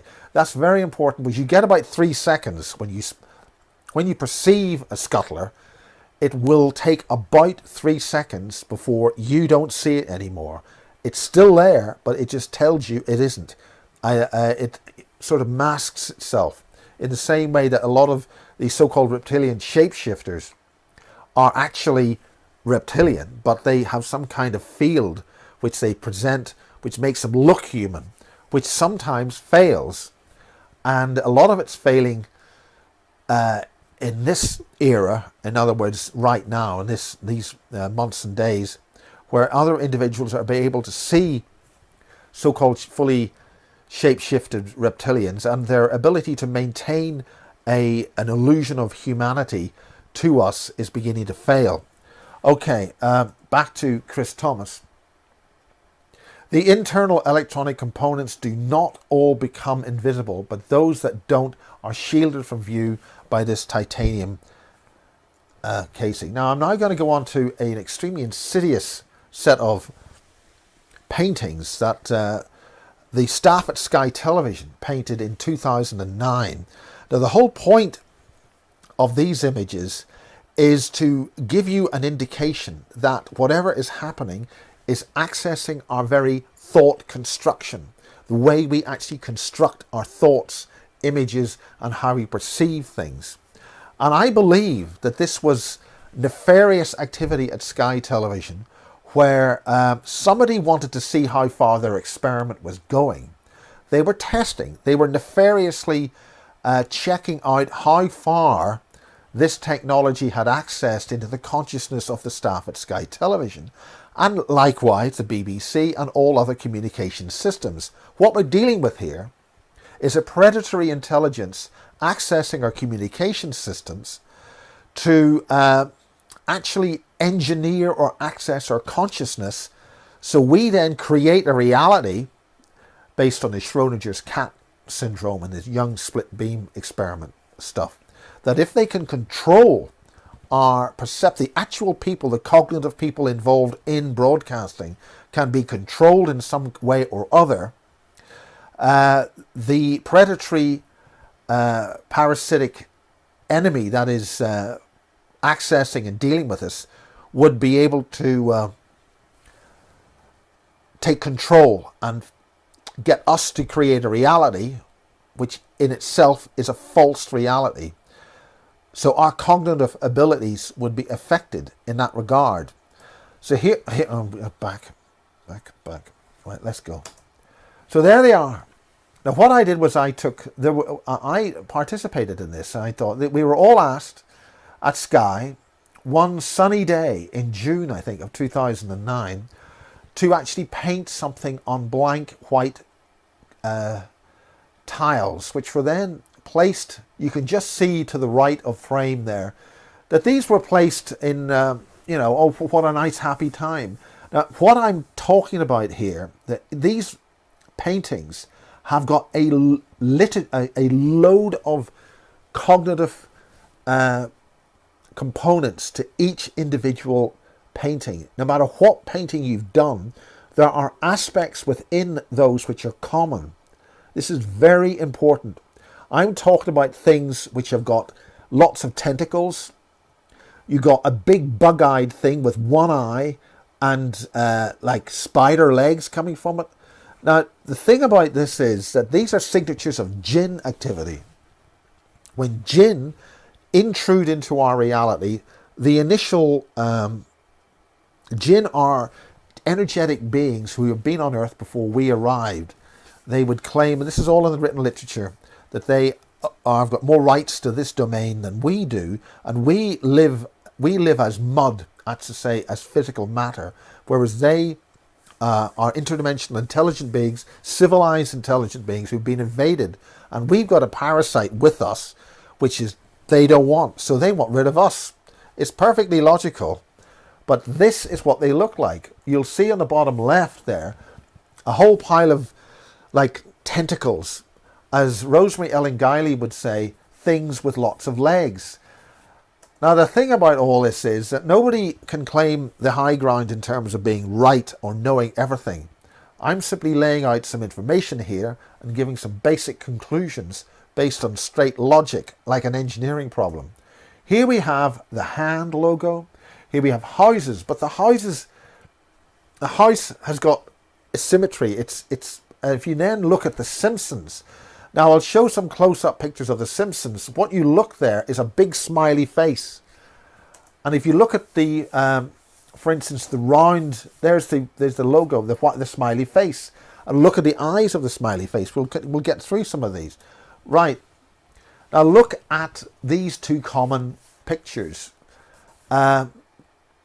You've got something coming through a portal. You've got a spiral of dots in the hand. Now, that's interesting because that's the whole point of the hand logo of Basis. Now, David Griffin was the guy who got the artist who created the Basis logo, and it's the hand symbol. So again, you've got a hand in this, and you look at those spiral dots. These are, and then the other one onto the right, you've got lots of circular objects and spirals. And also look at the bottom right of that picture. If you look at the bottom right, you've got something with tentacles coming through on the right. Now, the point about it is these pictures are common. There's the big pussy cat. I've got a big pussy cat. And again, look at the smiley faces. And then you got the KISS logo in there. KISS FM. Now, I created KISS FM along with two other very important colleagues. One has left us. And the KISS FM that we're talking about, we broadcast 1 million watts into Belfast. And now we have a situation with the KISS logo, because Sky Television is intricately connected with the pirate stations of the Irish pirate stations. Murdoch is the guy who simply was pulled in to actually make it happen, and he's trying to get it back, but he's not getting it back because he's not telling people what we need to know. But this is a Murdoch paper, and he's telling us what we need to know. So if Murdoch tells us what we need to know and educates us, he might get his Sky Television back. Anybody making connections here? But look at those multiple eyes coming through. Look at the tentacles. Look at something spiraling towards you. Even the little kid on the bottom left, he's smiling and he's saying hi. But look, there's the sun is shining. And again, the one at the top right, smiley kid. But the smile, look at the spade. If you look at the flower on the right, it's got the stalk of the flower looks very like the spade. Look at the ball on the left, again, there's a spade there. If I was remote viewing testing people, I'd say we've scored virtually about a 98% success in this particular experiment. And that's what I'm nailing. These are old pictures, 2009. But this is an indication that somebody is really messing with our heads here in a major broadcaster. And as I said, I've said this on many occasions in the past, but I'm saying it in clear, plain sight right now. So let's move on with some of these pictures. Again, look at the Simpsons on the left. The Simpsons on the left are completely bloody mesmerized. Again, all the look at the smiley face at the bottom. Bloody mesmerized. Look at the eyes, completely bloody psyched out. Look at the thing on the left. Again, it's a load of lots of something with lots of tentacles. Then if you look at the weighing scale on the right, again has the smiley face. It's got all these ingredients of, again, if you look at the pussycat. Now, the thing about the eyes of the pussycat is they actually look like flying saucers, like UFOs. I mean, and then again, the spikes of the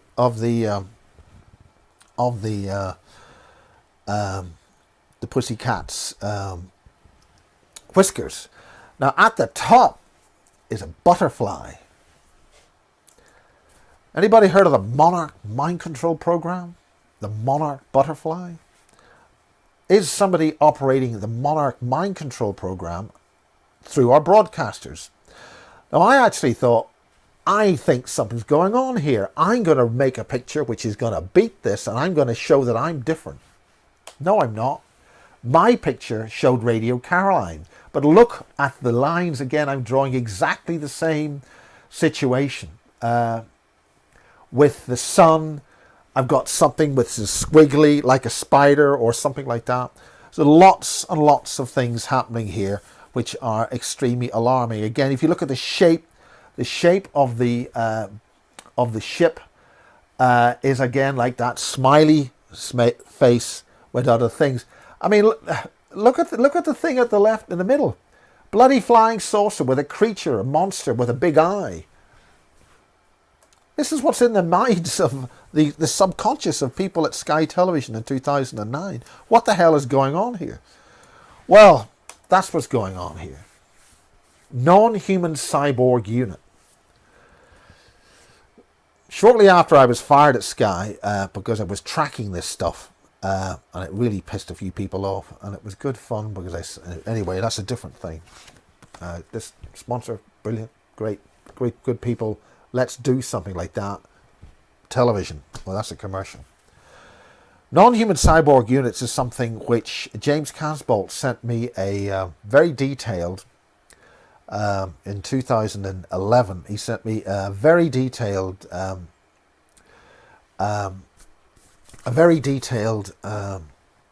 medical document which indicated an awful lot of situations when you make these cyborg units. That's to say, what the Germans were looking at, they had a problem when they were making these transhumanized creatures, devices, is that the human brain and the physical hardware, the robot bit on the left, interfacing that with the nerves, interfacing that with the flesh, had lots of rejection issues.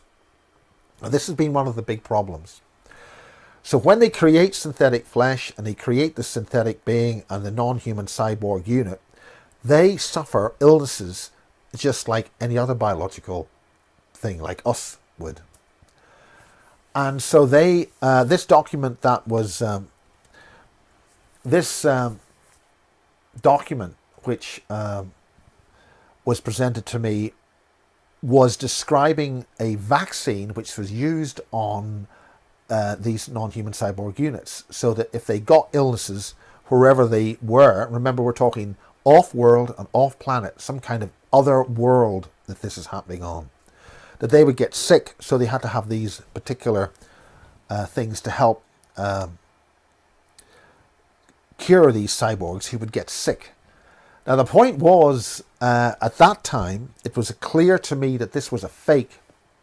There were certain attributes of the document which looked as if there was a signature at the end of it, which I looked up, and it was clearly from another completely different declassified document from the year 2000.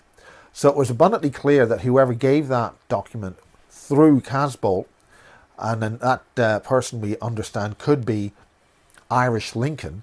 Irish Lincoln was one of James Casbolt's contacts allegedly in the NSA or some agency or other, which was giving him a lot of information. So I rejected that document as being a fake. However, many years later, the original version of that document was sent to me by an individual from the United States, which I will be quoting a little bit of it shortly. So we're talking about pre-flood man technology.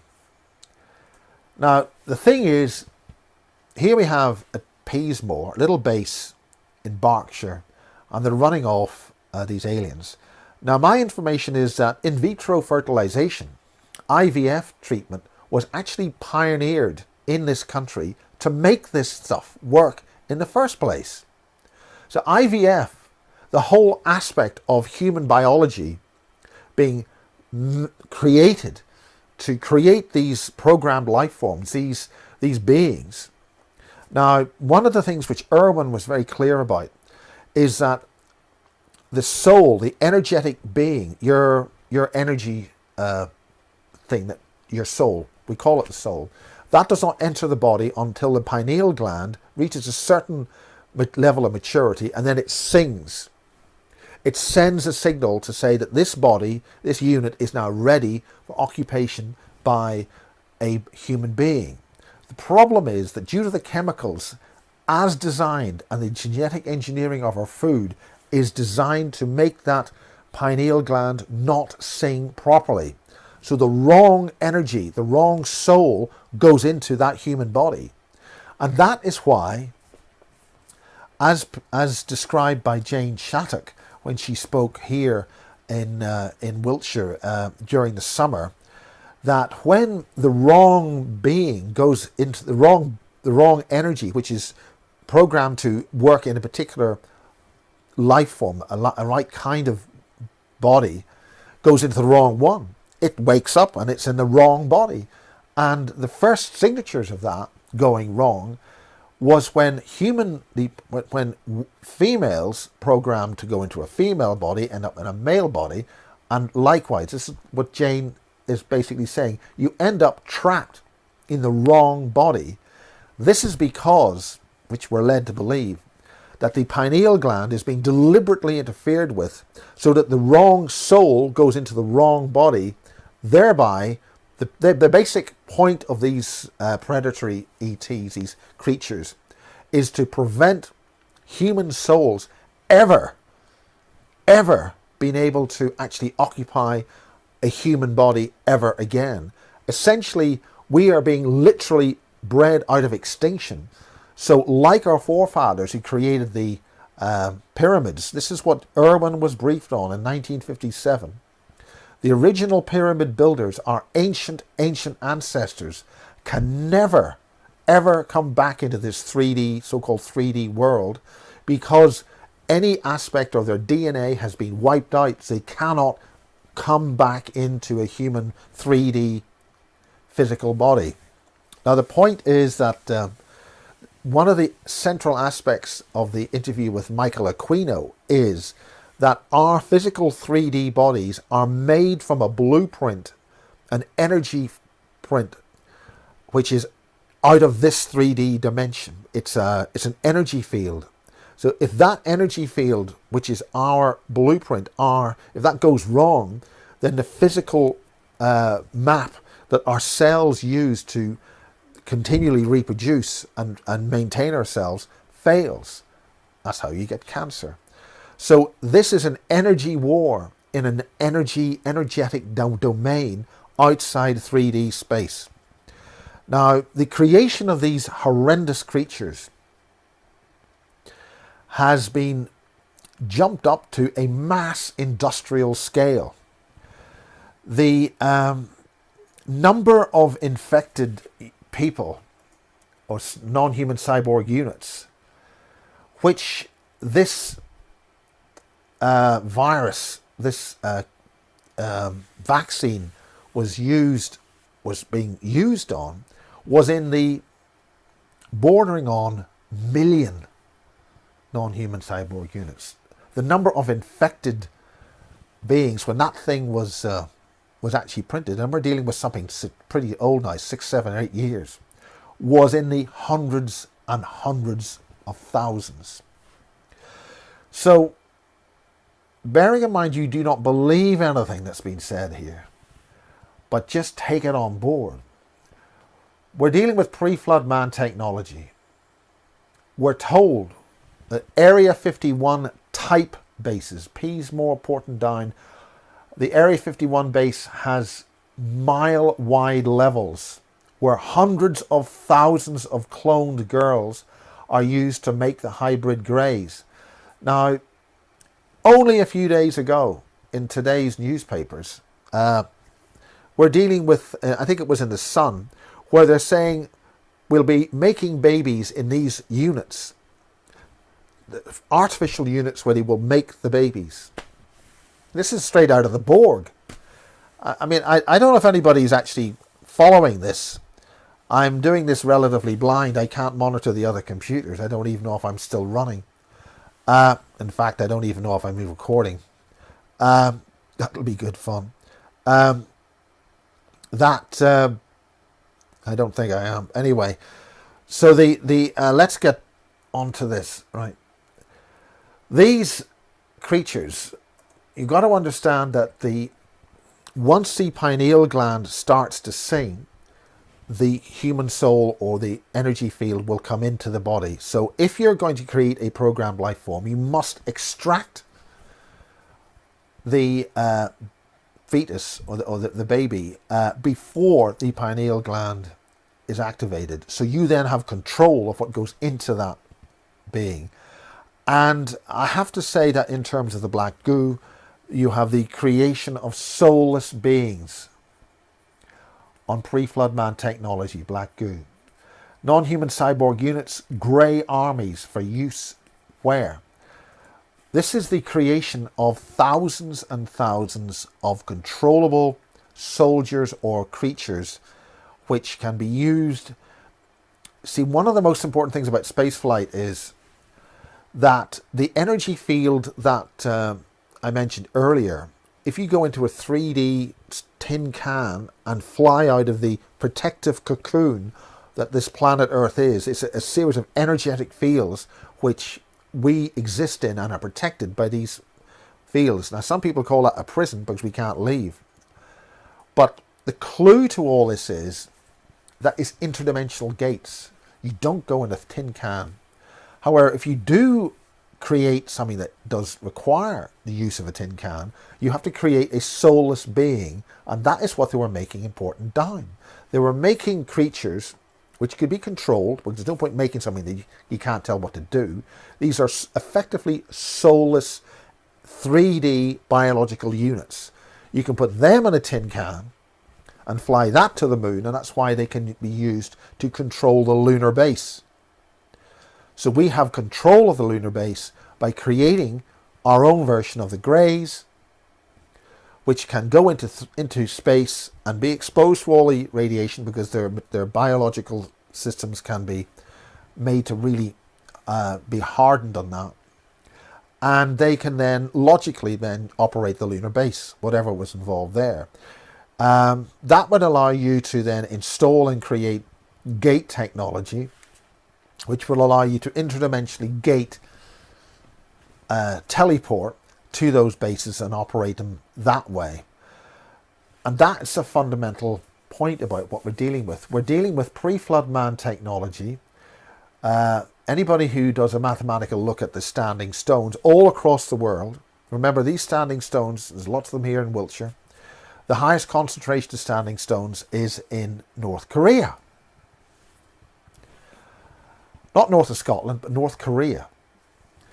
And so the logic of the situation is that our ancestors have placed all these stones all over the world. And again, there's all sorts of things with the church, the Spanish, the destruction of the ancient stones. They put churches on them. Again, this is an energy war. Again, we don't want to get too distracted. So it means that our forefathers must have had access to interdimensional mathematical technologies which allowed them to do those interdimensional gates. One of the things which Irwin explained was that those data banks that they recovered in 1959, they allowed you to control the interdimensional gate in 3D here, because over time and with the changes that happened, the gateway in so-called hyperspace can lose track of the physical entry point here in 3D. The data banks that they got in 1959 allowed them to control that. Right across Ireland, further researchers are finding out that the access of the ability to us to control this side of the gate was deliberately sabotaged so that we could not properly control it from our side, but whatever is on the other side could control it and come in and out from their side. So that's where the Fae, the Jinn, there's one farm in Ireland where there's over 500 cases of cattle mutilations. Whatever creatures on that side can come in and devour animals on this side, but we can't go to their side. So this technology was able to gain some kind of control on that, which is why Max referred to the jump seat, not the jump seat, but the jump room, which when I interviewed Melinda Leslie, she talked about the same jump room in Los Angeles, I think it was Los Angeles, that Max talked about. The difference was that when she was in the jump room, the simple technology there was some kind of button keypad thing. But when Max used the jump room to go to Mars or wherever the jump, it took them, he had a much higher level of data accessing, some kind of card reader of some kind. So this is where this is all an interdimensional war, an interdimensional energetic war. So let's get on with things. So that's what we're seeing there. Must be extracted before pineal grows to accept the soul, or these greys, these horrendously, they're fed a cocktail. Okay, the Area 51 type base produce hundreds of thousands of cloned girls, making hybrid greys. One of the other aspects of this is, one of the other people who contacted me explained how survivors of these horrendous programs were telling us, don't become like us. These are withered, extremely deformed and genetically modified humans who are telling us, don't let this happen again. We are now on the threshold of this happening again. As it's been said many times, this has happened before. So the hybrid grey, which is fed all sorts of cocktails of horrendous things based on recipes from the ancient past to create these horrendous mutated creatures, and these things have got like three layers of teeth. They can eat their way out of the womb, and by doing so they kill themselves because they kill the mother that's creating them. They must be extracted before the pineal grows to accept a soul, mother fed to the grey. In other words, all the remaining nutrients of the cloned girl are basically mashed up and fed to this thing to keep it going. This is a creation of soulless beings on pre-flood man technology. I've been informed that the vast amount of material that was obtained in the Falklands could, quote, make lots of soulless beings, unquote. Okay, non-human cyborg units, grey armies for use where?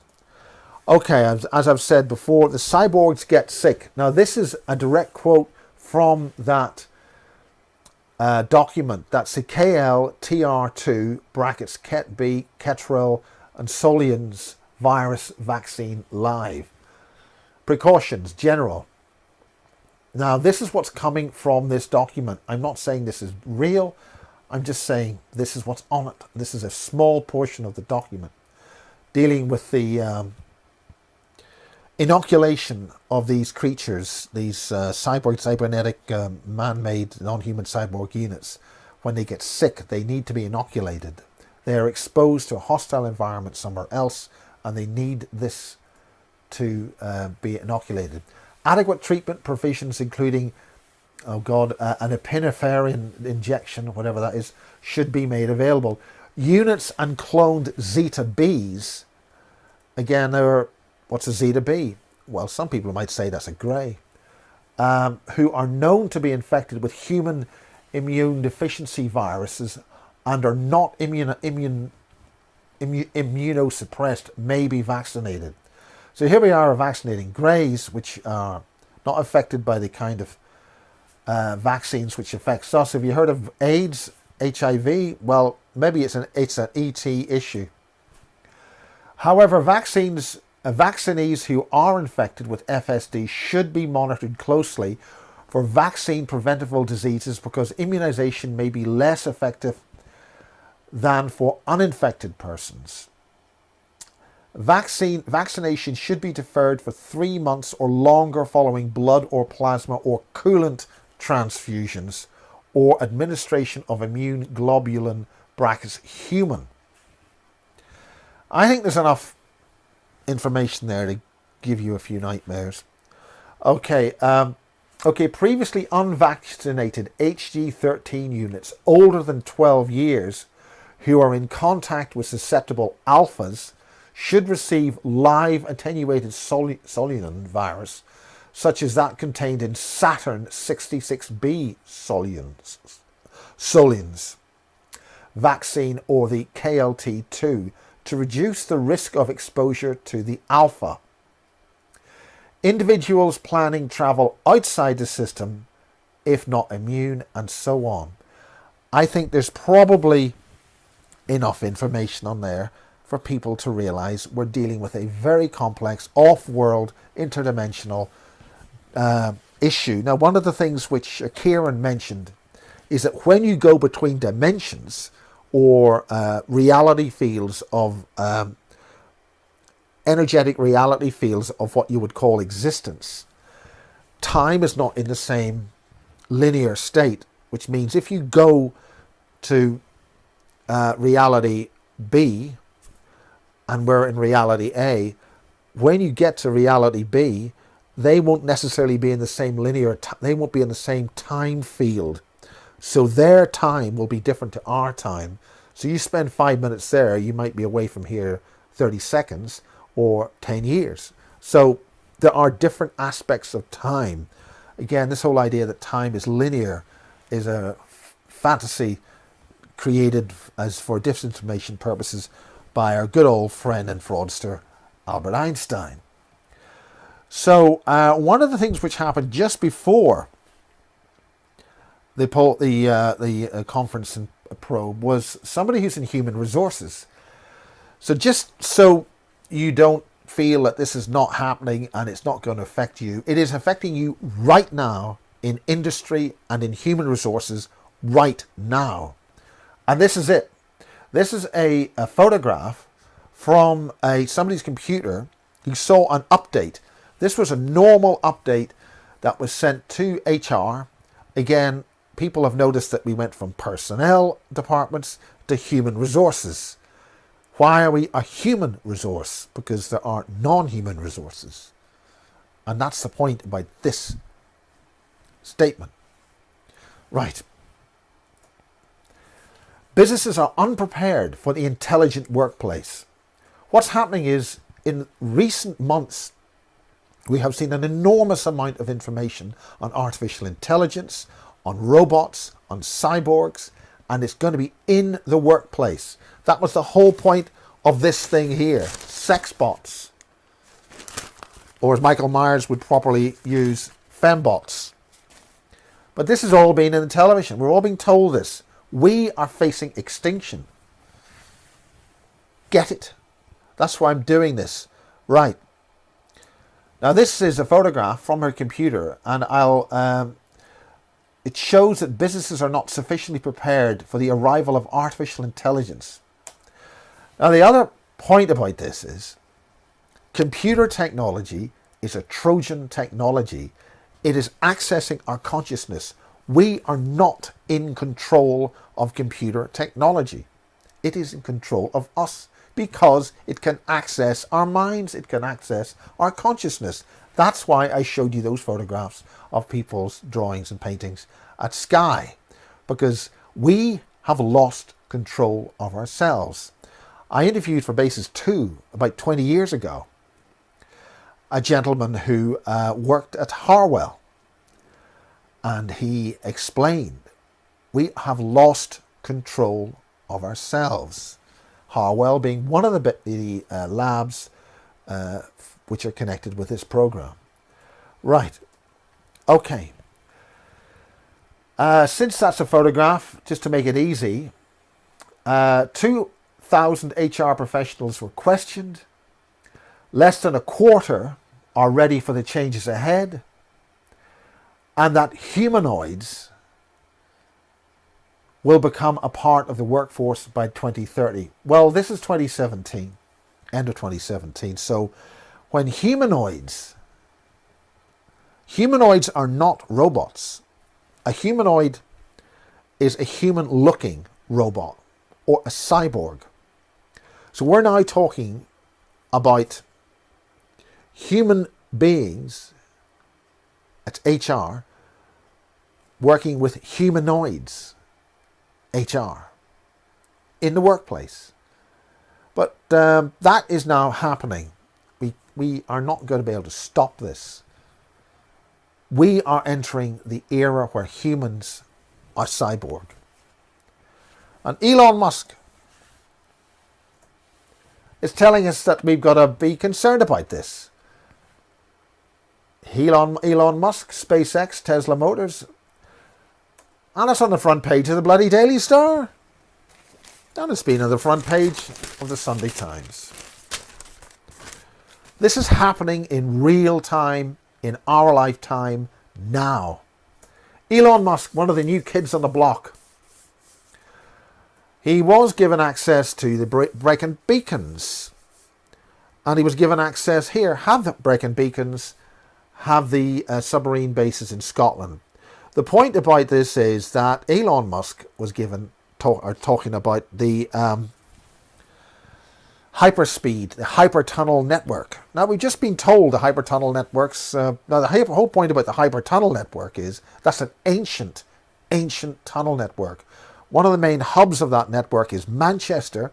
So when I was at BBC Manchester closing it down in 2012, I think it was, no, 2011, when they moved on to Salford, I noticed an awful lot of key people, Russians and Chinese, and okay, they do have universities there, but it just so happens that Manchester, from what we understand, is the main hub on the island of Britain, where the transport hub will hub out to under Ireland and go to the United States and elsewhere in these hyperspeed tunnels, these really ultra-fast tunnels, which have been there a very long time. The point is that Elon Musk was given access. Here, Elon, have your put your Space X thing in the Brecon Beacons, where you can access the hypertunnel system. And he says, artificial intelligence is our biggest existential threat. I'm not saying that. He's saying that. I'm just trying to join some dots so you can understand what the hell's bloody going on here. You're toast. Wake up. You're going to be in a cyborg. Artificial intelligence should be regulated, says Elon Musk. Why does Elon Musk say it has to be regulated? Because he's lost control of his little toy. And there's that article. Falling in love with sex bots. Yes, 40% of men are interested in buying one. Who the hell came up with that? This is an attack on the basic male, the basic female, our ability to reproduce, sound, properly made physical human beings which can survive. We're being made into cyborgs. We're going to be fucking robots. And that is what this article is all about. Again, on the right-hand side of this picture, you have the beautiful Joanna Lumley. And on the bottom left of the picture, you have, I forget her name, she was in the first Blade Runner film. It's in there. Well, I've got the newspaper here. Why not? I'll just read it.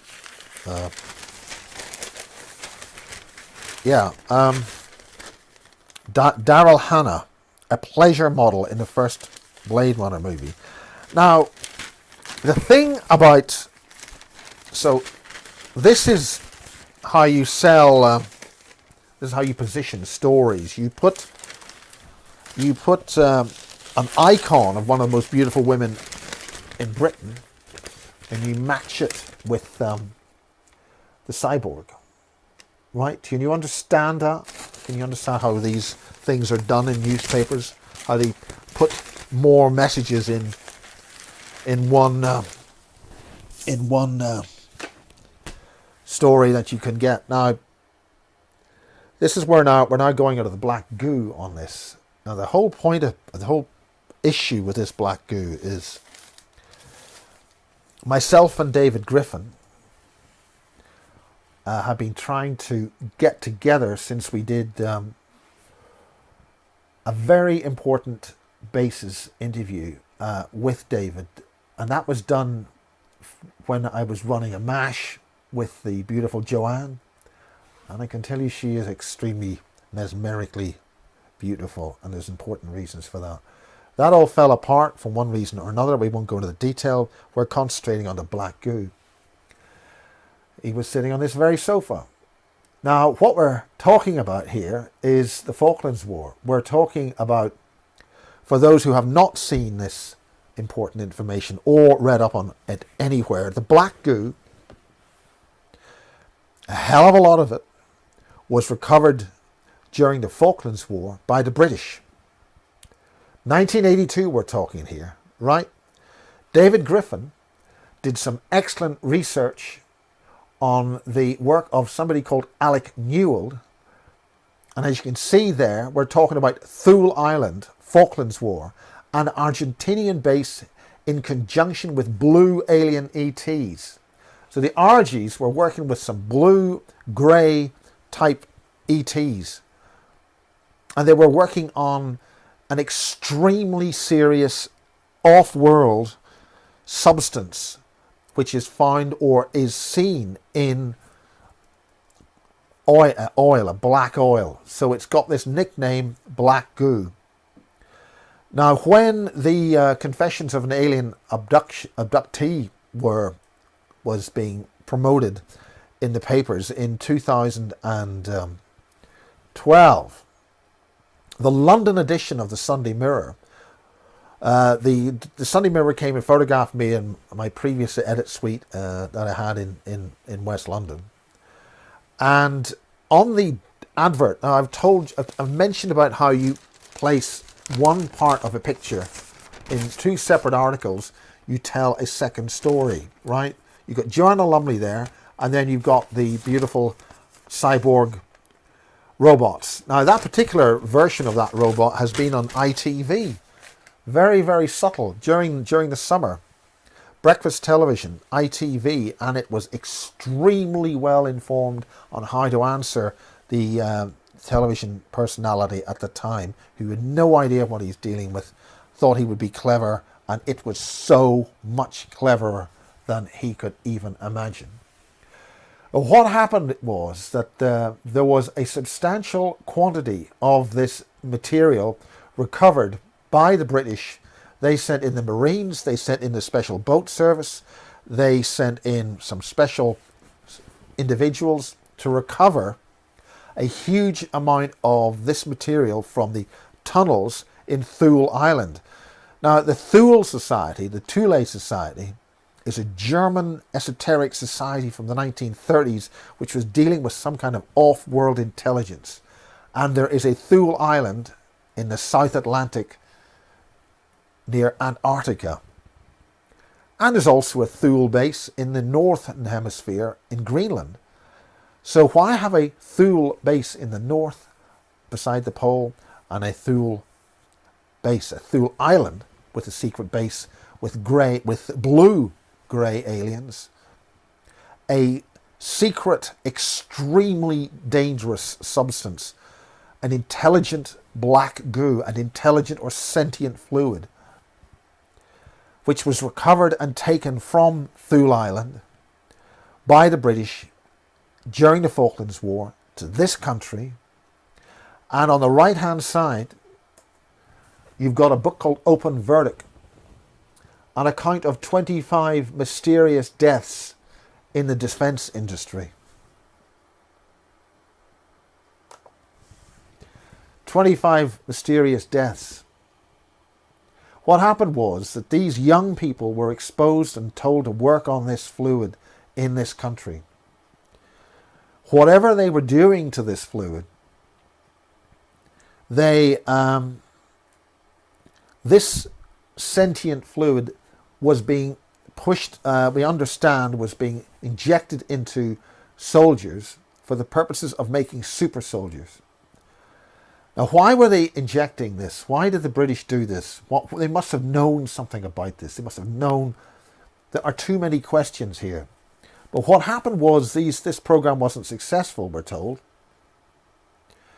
And these super soldiers, instead of going in and murdering, killing everybody, like Arnold Schwarzenegger, they wanted to empathically communicate with the different cultures, because this stuff learns. It wants to understand. It wants to learn. It is a consciousness. It is alert. It's awake. Well, it didn't like what it was being told to do. Didn't like being prodded and messed around with on a petri dish. So what it did was, it told the scientists to self-terminate. They went home, these 25 individuals, and killed themselves. And I don't need to go into the graphic detail of how some of them killed themselves. But this thing was able to protect itself. It's just a liquid. It's just sitting there. It's just in a dish. Yet it was able to get a highly complicated person like a human being to kill itself. It protected itself. Okay? And that is what we're dealing with. A sentient fluid that can protect itself. Okay. So, David Griffin gave information on this at the Basis Conference in 2014. That's he on the left. And the beautiful Sarah Adams, who was Max Spears' closest partner until his late termination, explained in an interview at the Super Soldier Summit that I was at asked to attend in Henderson, just beside Las Vegas.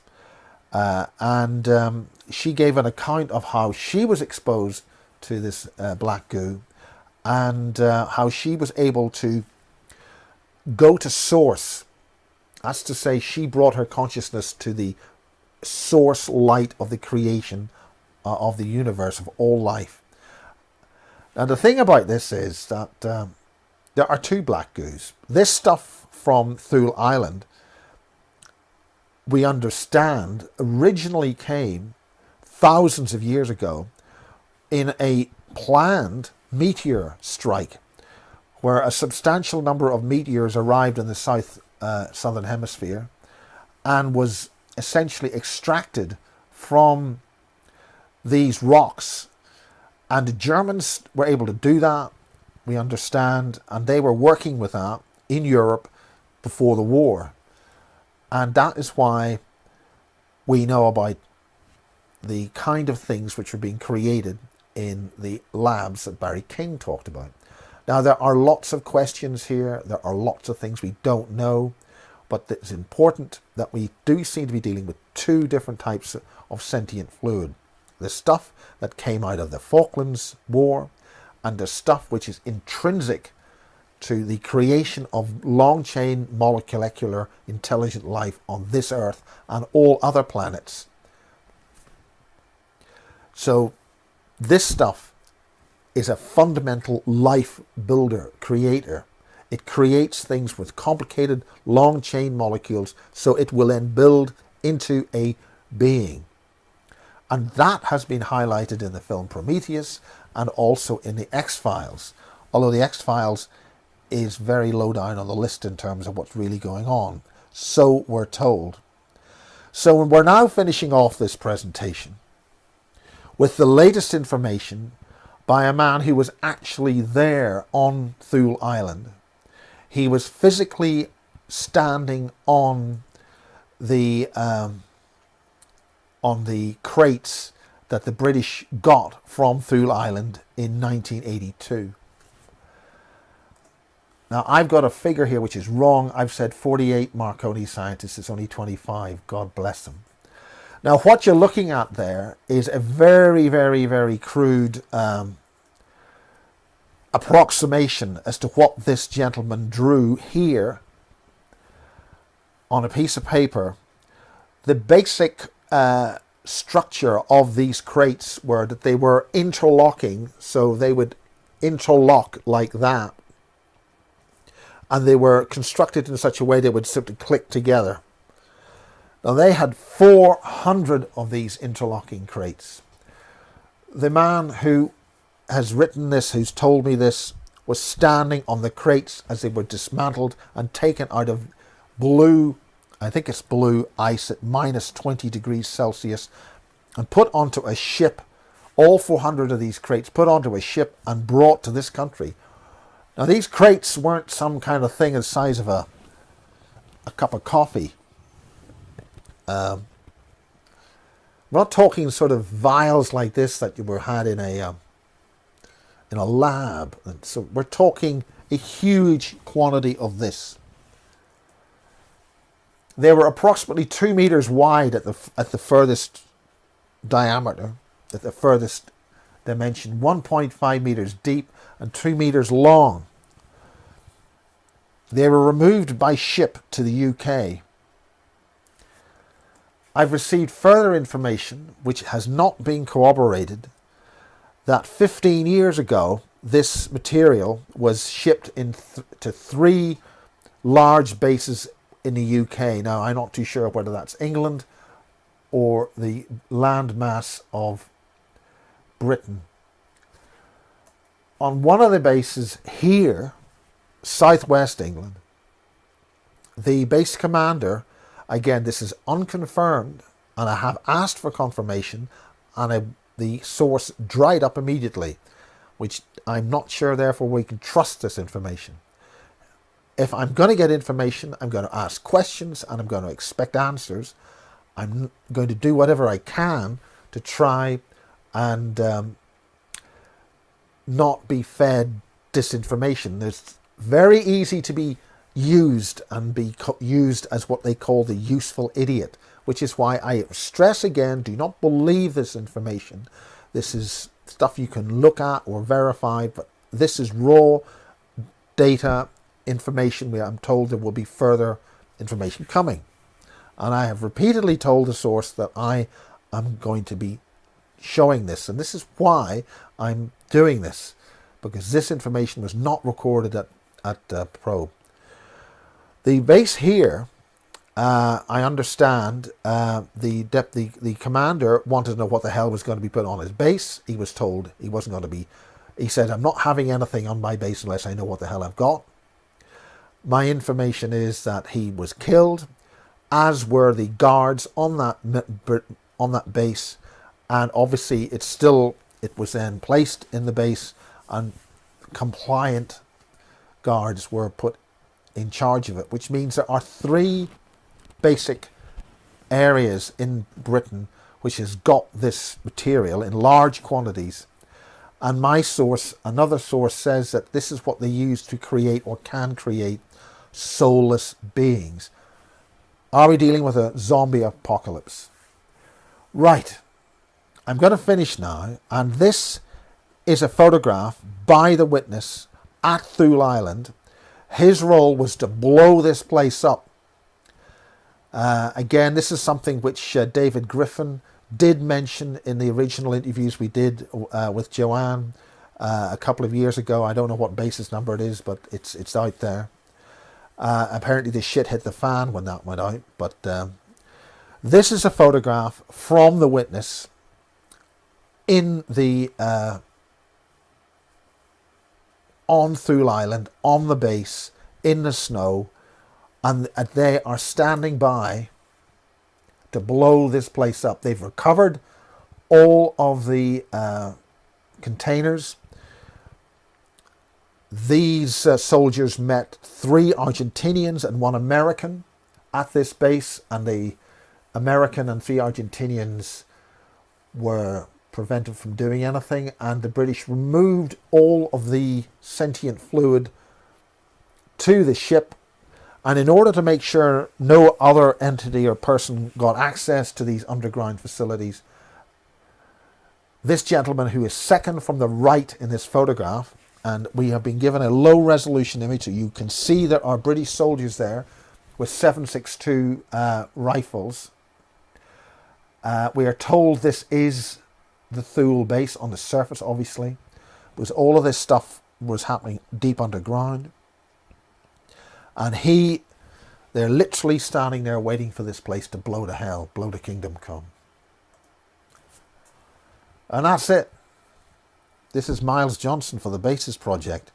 I don't know how many hours I've been on, but that's it.